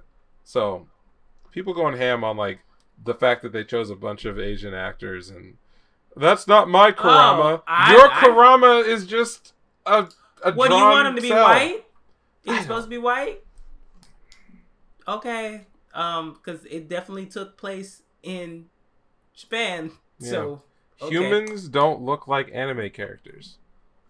And when they try to, you cross an uncanny valley thing that nobody likes. So like, I wouldn't. It's clothing. Just look at it as clothing. Is the clothing great? Good job. Bye. Yeah, like, or does like you've seen stage production. I mean, I know you were around theater. I wasn't, but like, a stage production can look absolutely fantastic and be very simple, or it could be over the top but turn out garish. Yes. Right. It's a style thing. It's not did they get the right color blue for somebody's shirt? Which is the kind of bullshit that people get obsessed about. It's like, no. Does it all hang together? I've seen like 40 productions of like Shakespeare stuff in my life. They're all different. That is something that I will give the Cowboy Bebop adaptation. That was good. And I know people were complaining about phase like titties and shit like that. Yeah, which isn't that ironic that like the controversy going in was like we don't have they didn't pick an actress with big enough boobs, and they didn't put her in an outfit that showed off those boobs. That's why it was going to be a failure. I also liked the actress's response where she was just like, "Do you really think it's practical for her to do what she did in what she was wearing?" Yeah. Like, no, that shit would have ripped. She would have been naked. Like, within like 2 minutes, because she would have busted. Like, are you kidding me? And I think I've committed at least one cardinal sin by saying, you know, going back and thinking about it, because I watched the entire Cowboy Bebop live action. I didn't hate it. The parts of it that were Cowboy Bebop, whatever your classic thing that you remember, were executed about as well as you could hope for. It was the fact that the other pieces that they decided to add that made it something else also didn't necessarily stand up on their own. If they had been, like, you know, I always say this to people who give me shit about it, but the real downfall of that series was that they stuck a bunch of made-up filler around Jet's family that wasn't very good. Saying that, yeah. That was the problem. They did some actually really cool things with the concept, especially the episode they did where it was shot like it was a black, like a sepia toned noir film, was incredibly creative. Made use of episode from the anime that was also noir focused, but didn't obviously it's animated, so they went more for like the music and like the vibe. Yeah. They just did this with film. That's the kind of thing where I'm like, okay, different people are going to have different takes on the source material, but like this part of it was actually great. I think the casting for the most part was fine, and they decided to take the main plot to a place that was not where the anime went. But to be perfectly honest, there were only like 3 episodes of actual plot driven anything in all of Cowboy Bebop. I know that's like heresy to people who love it, but like it's true. It was extremely episodic. Yeah, so people are like hanging their anger about the way they changed the ending on an ending that was literally just hung at the back end of a episodic series that people disagreed with then. It's like, oh, well, did he live or did he die? That wasn't the interesting part. It wasn't the last scene where, like, you know, he goes on a... Yeah, it's like the crazy over the top action where they just gave up. They're like, oh, we gotta have an end to this. Have everyone shoot each other and like have Spike blow up a building and maybe get stabbed. Like, that's not. I mean, I love it. I loved it when I was a kid. I still think it's fun and great, but like, it wasn't like high art that you can't change that. You can't change these characters. You can't give them more to do, more backstory, more layers. Modern-day Mona Lisa. Yeah, like it makes it a different take, but it was no less Cowboy Bebop than some other stuff. It's just the filler that they stuck in there didn't always work. But I liked in retrospect. I actually liked more about it than I didn't like, and I would hate to have someone then say, "Oh, we can't try this again with a different vision." I want to see the other visions of like what this could be, and the way folks get defensive about their series, like how many the Rurouni Kenshin live action's happening, right? Yeah. Right. Wait. Yeah. It's happened. Yeah, it's been happening for like a minute. Yeah. Yeah. Like we've got that shit, or we have like of the remake coming, the animated one, or we have a Blade of the Immortal, the movies, like those have been out for a while. But like when you see these are just takes on some source material. Stop acting like you get one bite at the apple. And then if it has to be exactly the same. Yes, and it has to be perfect, and it has to be to your taste, and there can't be any like changes or artistic license taken with any of it, or like someone like how many bad Batman movies are there? Keep it a buck, right? Everyone loves, you know what I mean? Like everybody has their favorites, but like to a majority of other people, there's a lot of bad Batman movies. Batman Returns, should it have been like, nope, we're not making any more of these because that one was shitty. And what the fuck was that Two-Face, and we did all this other dumb stuff, and no more Batman, right? No, obviously we've gotten multiple other takes on it, and some of them have been great to a lot of people. Some of them have been very narrowly tailored to other people's interests. You know, whether you know what I mean. Like, we should keep getting these. And guess what? You know how you ensure you never get another one or not one to your taste? Not watching or shitting on the one that gets made next. Because if this Yu Yu Hakusho live action doesn't do it for you, then shitting on it and convincing people not to watch it is a great way to guarantee that you never see another one again. You could just not watch it and not talk about it. Right. And by the way, they're not making a new anime unless people show interest in the IP. So what do you think is going to happen if like the first new Yu Yu Hakusho material that's ever been produced for, you know, an international audience bombs? You know what they'll take from that? This series isn't worth the money, which is the opposite of what you want. Because they don't look at the fervor of Twitter comments. They look at analytics. That's it. It's pure. How much money did it make? How many eyeballs? Yeah. Who watched it to the end? What was their demographic? You know, they care about that. They do not care about, you know... your Twitter fingers. Yeah, they don't give a single isolated fuck. So you're better off actually giving it a chance. And then if you have a feeling about it after the fact, go and write an educated opinion. Right? But at least you watched it, so now that means there will be more. But you know what? You can write an educated opinion and say, also, you should watch it yourself to, like, gauge your own opinion. 100%. Like, my thought is not the final say in this. This is just an opinion. Yeah. Exactly. So the other piece of news, which, I mean, this is your expertise area. What did you think about The Witch from Mercury trailer? I'm blessed. I'm so blessed. It looked good. It looked good. I'm blessed. And it sounded good too. The character design. Oh my god, the girls. Yes. The homegirl with the little butt. But I was like, give it to me. So I don't know what the general reaction is to this announcement. I didn't really give a fuck. I'm sure. I mean, you know, to be fair, in the comments, the Gundam community is very open to. You know what I will say? I am nervous about the Build Dive Gundam people coming into this, because this is, assumingly so, going back to the soap opera Gundam. Yes. And they're used to the shonen Gundam. So it's kind of just like your Gundam is not everyone else's Gundam. And it seems like the plot of this one is going to revolve around prejudice towards mobile suits and Gundams.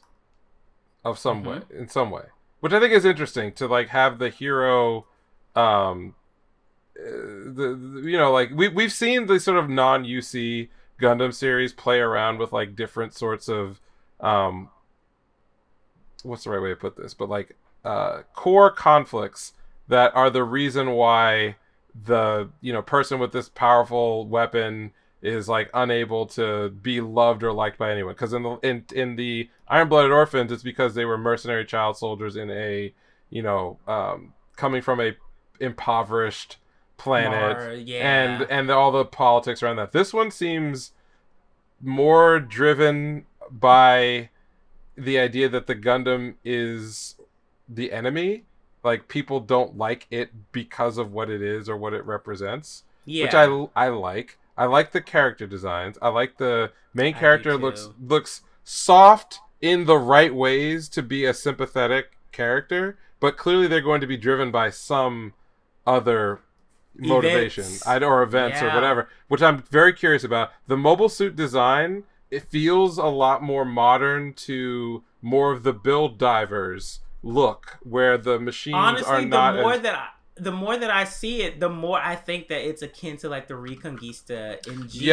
Yes. A lot of like rounder edges. Round is I get a lot of round, because even from the Zaku, I was just like, this is way more like, and I feel like, do they do that to make it seem? I feel like rounder leads into more like fluid movement as opposed to like a boxier thing. So maybe that's like an overall design choice for this one to make it seem smoother, because when I see, and this is just based off of like my personal experience with like Super Robot Wars and like the Gundam series, is they have like specific animated scenes for all of the Gundams from different series of Super Robot Wars, but my favorites were always the Reconquista and G ones, while the other ones like G Gundam, so like I love G Gundam, but there was a certain just like rigidness about it where I was like, this isn't flowing the same way that like homeboy put the fucking blasters on his back and just like iced that nigga out. Like, it looked smooth and fluid,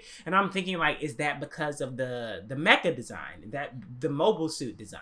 Like, Yeah, I mean, it gives a more soft and childlike and mm, hopeful sort of vibe.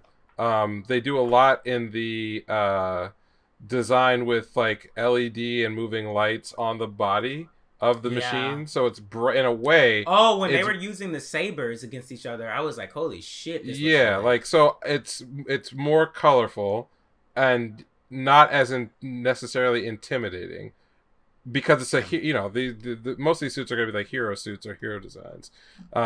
But from the other stuff that we saw, it just looks like a show that will broaden the appeal of Gundam.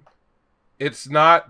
I don't know if I'm sure it'll deal with like dark subjects and there will be plenty of drama and the animation just Eventually, looks yeah. fantastic. But I like, think it looks accessible. yeah, I think it's been too long since a either a UC or a mainline series really had a heroine. And in fact, I don't even think there has been one that I can Yeah, remember. I That don't.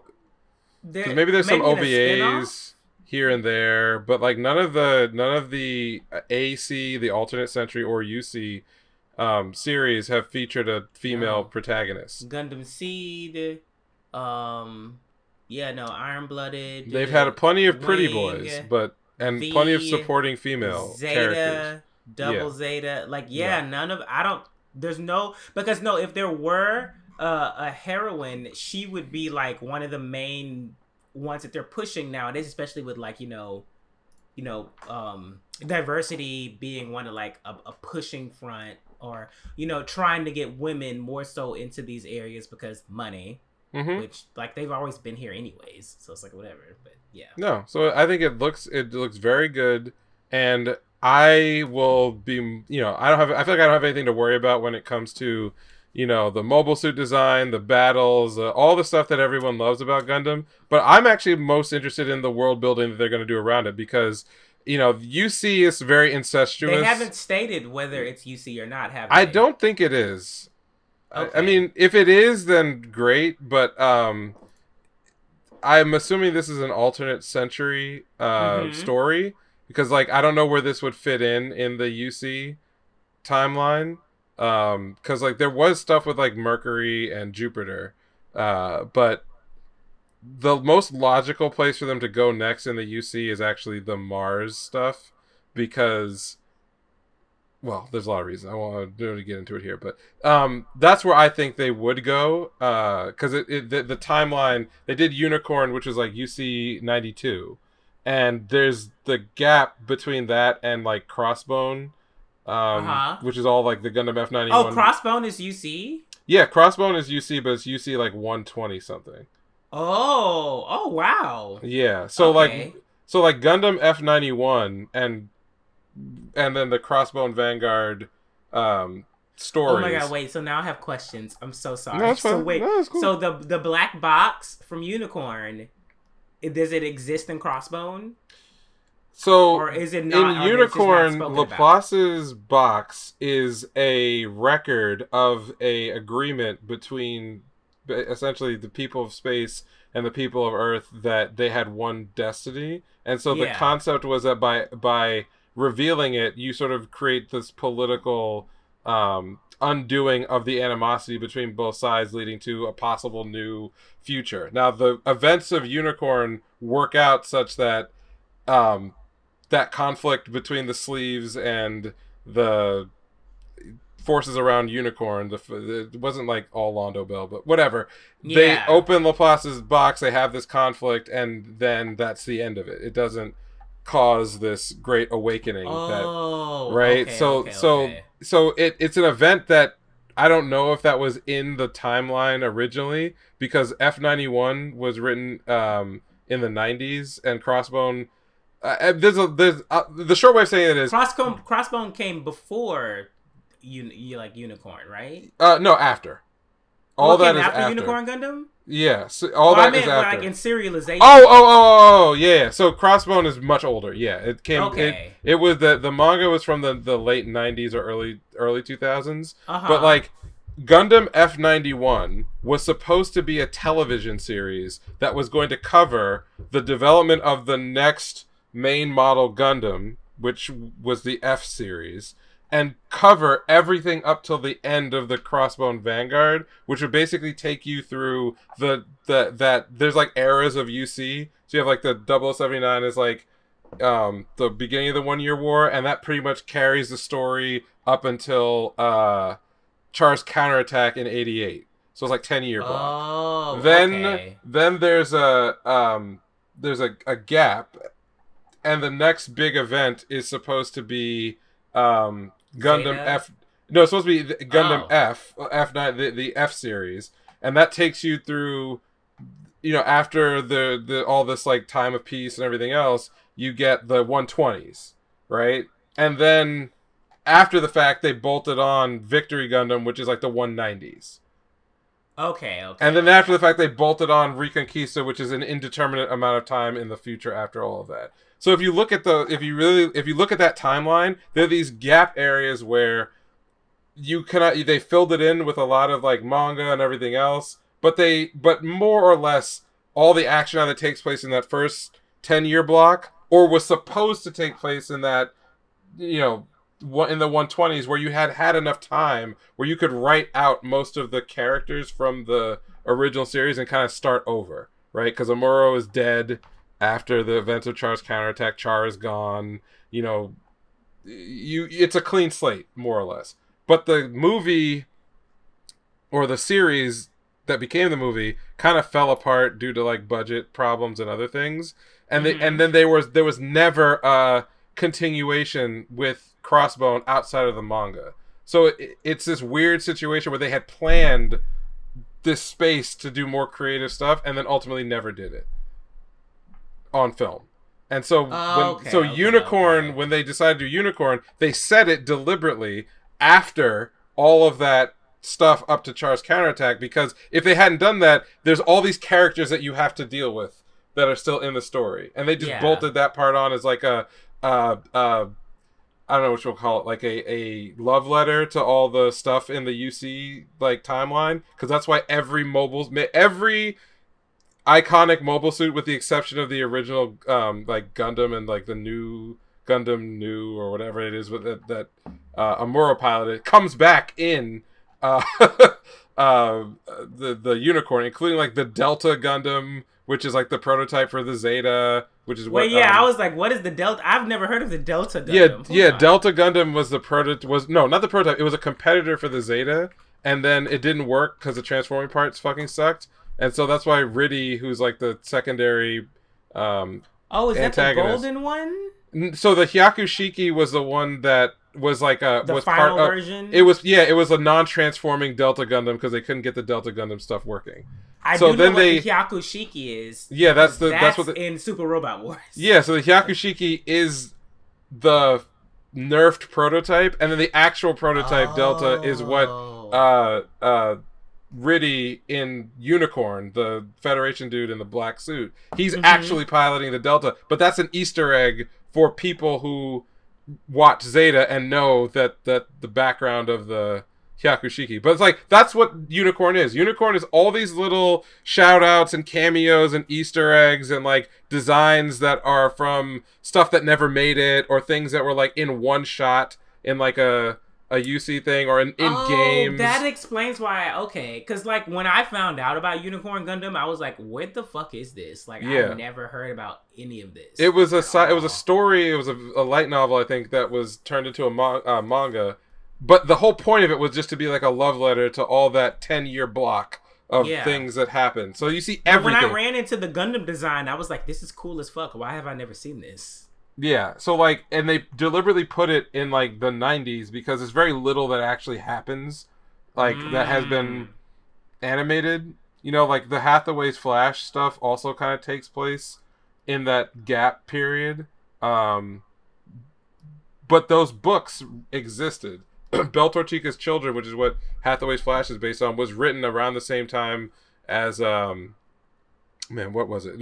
I think Tomino wrote that, and another book that I'm forgetting, that in the late 80s, to be the part of the bridge, but things happened that never got. He had a falling out with Sunrise.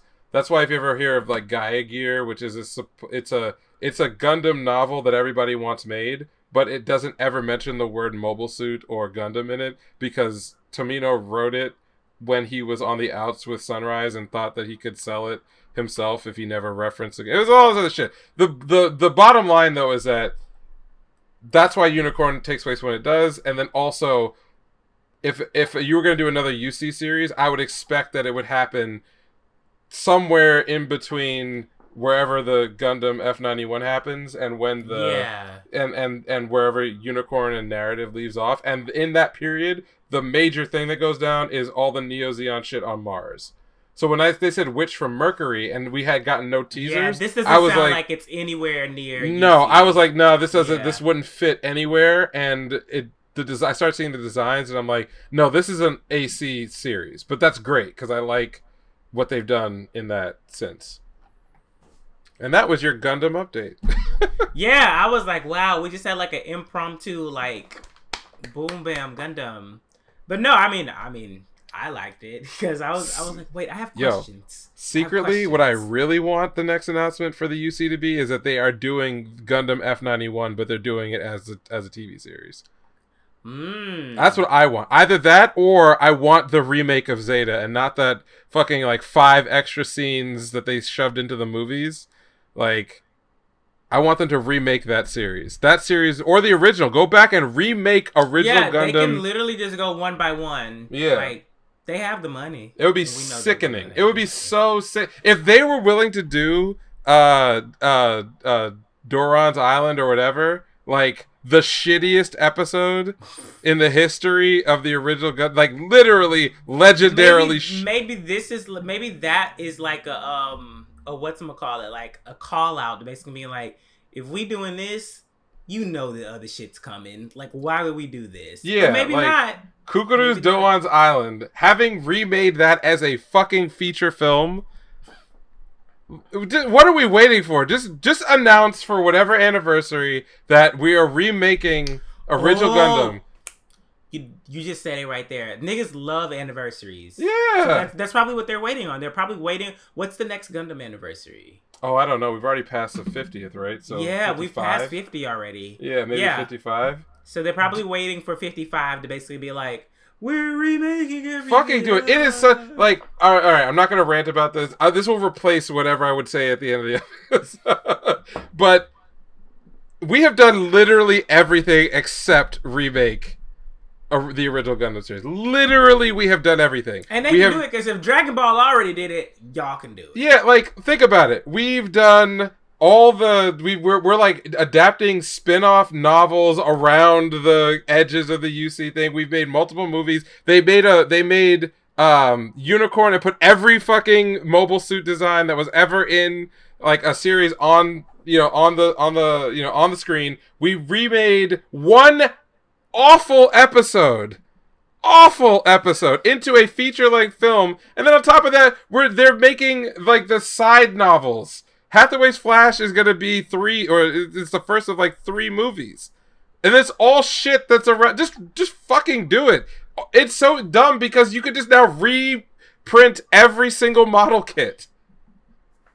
Well, also, I would like for them to do it because if they like took a little bit of like creative, like leeway, and they like gave them evolutions in the UC series, or not evolutions, but like slightly different equips for like the regular model, then I get more mobile suits and Super Robot Wars. Yeah. So like, yes, please, like just redo everything. They did Origin. They literally made the prequel. So we've done the prequel. We've done an episode in the middle of the fucking series. We've done every bookended thing in there. I haven't finished Origin. I only watched the first 2 of Origin. Oh, they're so good. Shit, it was really good. But I was watching it as it came out, and then the last 2 came out, and I was like, I'll get around to it. Yeah, I didn't get around to it. I mean, I'm not gonna rant about this anymore. But it's like it's so obvious. Sometimes like Japanese companies stress me the fuck out because like the way things work there. It's almost like they ignore money. Yeah, like they are desperate for money, but they also ignore it, and they do things in the most obtuse way possible. Where like just have a rollout. Imagine like if Marvel's MCU was handled the way Sunrise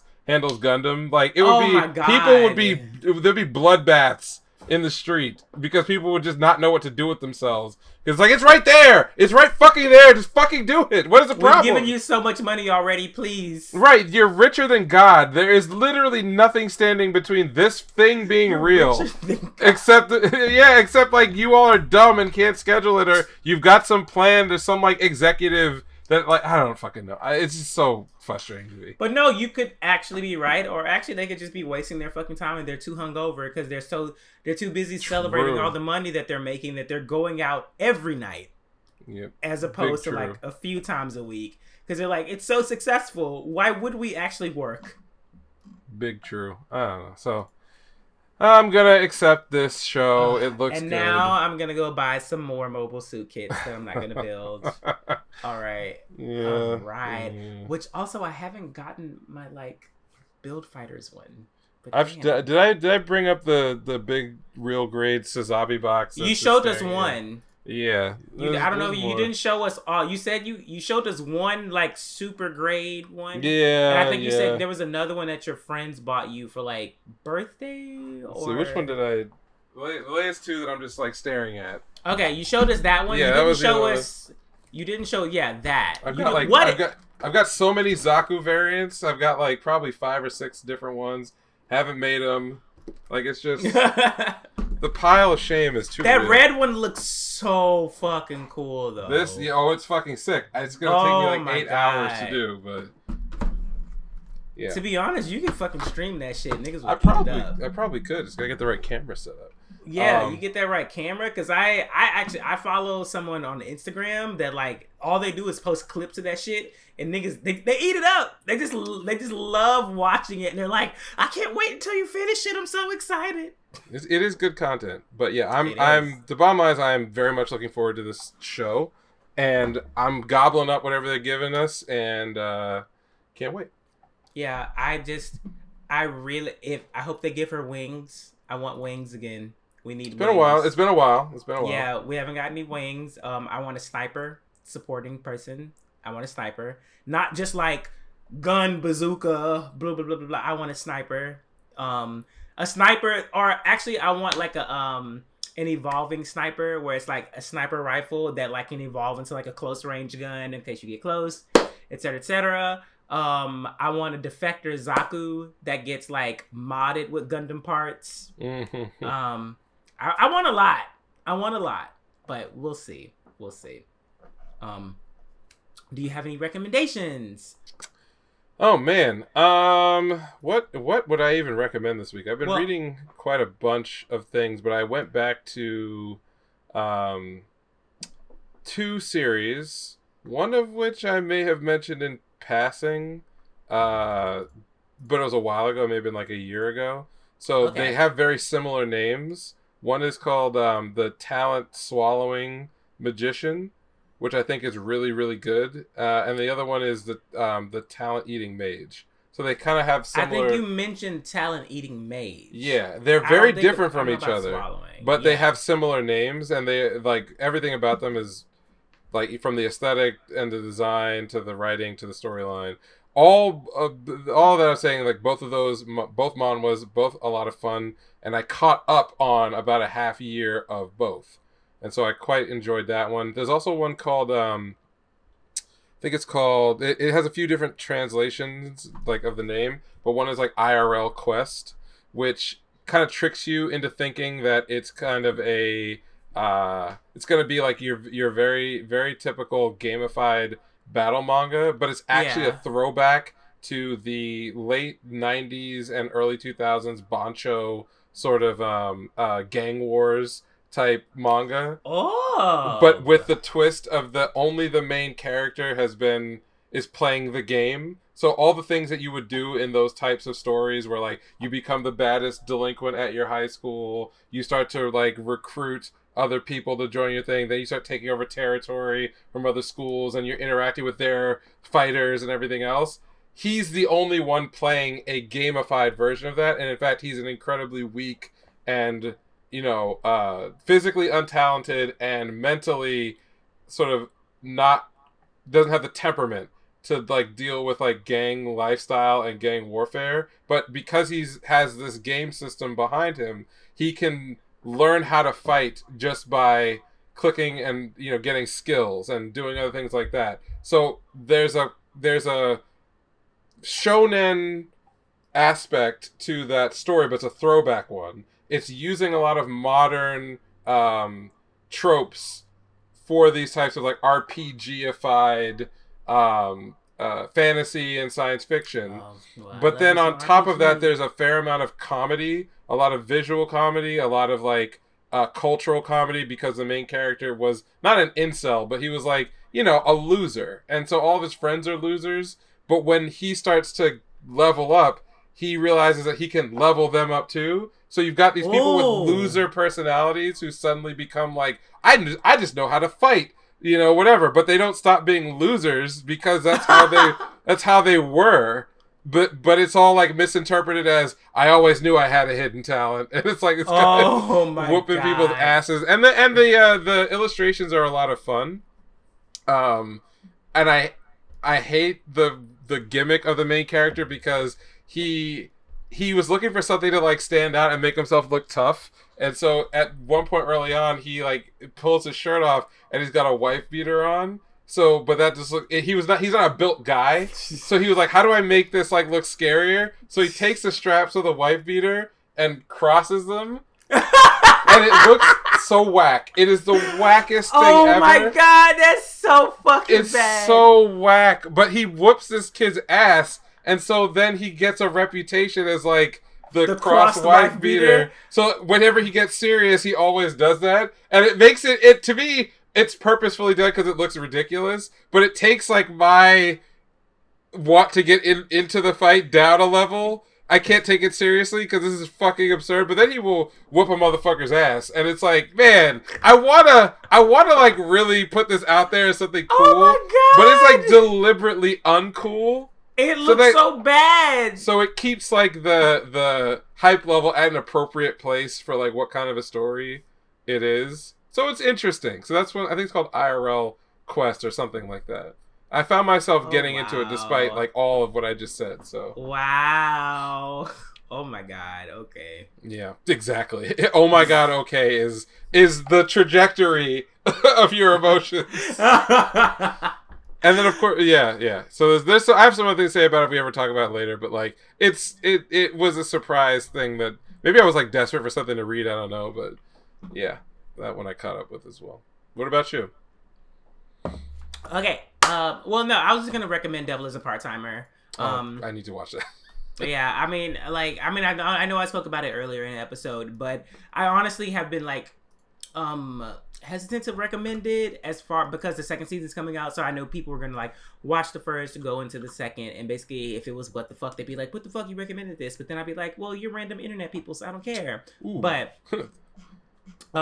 it's actually like the fact that they're picking up on the same note, same tone, same pacing, just like same comedy, same slice of life. It's all great. I mean, like someone got overweight within the span of an episode because they're eating 10 cheeseburgers a day. Well, I mean, that's not that unrealistic. Yeah, but it was like they were like talking about the nigga in the context. They were like, "Yo, how's homeboy doing?" And like homegirl was like, Well, wait till you see him. And then they span to the nigga ordering the cheeseburgers and the manager complaining like, ooh.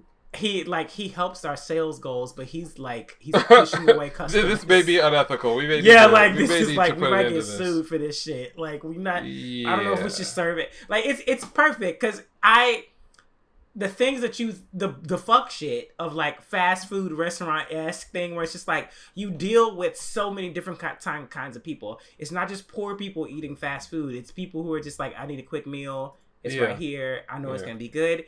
And you have the insane maintenance people, but then you have all of that with like isekai fantasy slice of life, like pseudo rival, like demon lord hero thing. But it's all funny until it's not funny, and then it gets serious, and then it goes right back to being funny. Like it's great. It's great. So yeah, I would recommend that if you haven't watched the first season and you're up to date with the second season. Devil is a Part-Timer. Highly recommend. And there's some fucked up like genocide going on this season too. Oh, so that's fun. yeah, so I was just like, oh wow, because one thing, well, no, whatever. You guys can find out about that shit if you watch it, but like. They started the episode where they were like, hey, so yeah, they're living this great life, genocide in other words. Yeah, just a little bit of genocide, yeah. you know? And I was like, oh, okay. This is gonna come up later for teeny sure. Bit of genocide. Just a little bit. Just a little bit. So yeah, highly recommend it. Gotcha. Okay, well, then I think that probably wraps it up for this week. Yeah. So if you haven't already, make sure you follow us on Twitter, anime_savants. And then everything else is Anime Savants on TikTok. Definitely on TikTok, you guys. Thank you guys. Okay, like the clips, they're getting views. I took the cuss words out. So now TikTok is actually pushing it to people. So yeah, there'll be more TikTok clips. Instagram stopped doing the audio desyncing. It might be because I got an iPhone 13 as opposed to an iPhone 8. That might be it. Maybe. We'll see. Anyways, and Facebook, and what is there another platform for? Well, those are the main ones where you'll get like the actual audio clips. Also, be sure to listen to us on your podcast platform of choice. And if Apple Podcasts isn't your platform of choice, please go to Apple Podcasts and give us a 5-star rating. Thank you so much. We appreciate it. You can catch me anytime on Twitter at Neural Handshake. I do want to assure some folks who have reached out about our experience with Tower of God. Now, what? we know that there have been some events that have come up in the later chapters. I don't think that Jordan is caught up, and nor I'm not caught up. Yeah, I'm nor are we gonna do like. Wait, I thought he took a break. Nor are we going to do regular coverage, but when it continues and builds up some stuff, we'll come back to Tower of God. All right, well, we know what next week. All right, yeah. we'll start off with that. Back. Let me go catch up tonight. Oh my God. Yeah, we'll come back to it. We'll come back to it. So, it's on the docket. But thank you for the feedback. Also, everyone, I know that like several people have like reached out to us DMs about like collaborations, etc., etc. I know a lot of you guys, especially like specific people. A lot of y'all were at DreamCon over the past like week, etc., etc. And like, me knowing like life and things like that, I felt like you all wanted to focus on like enjoying yourself and networking at that like con event. So like, I waited. I'll follow up with you all. Everyone needs to get home, get your rest, etc., etc. And then you'll be inundated with DMs from me excessively. So, and Google Calendar invites, because I love Google Calendar. So, we will go from there. But yeah, I'm not ignoring you. I definitely know what's going on. It's just that like, I'm respecting your space because I'm on Twitter way too much and I see your timeline. So I'm just like, oh, they're busy. Let me not send a DM. All right. Well, with that, peace out, y'all. Bye.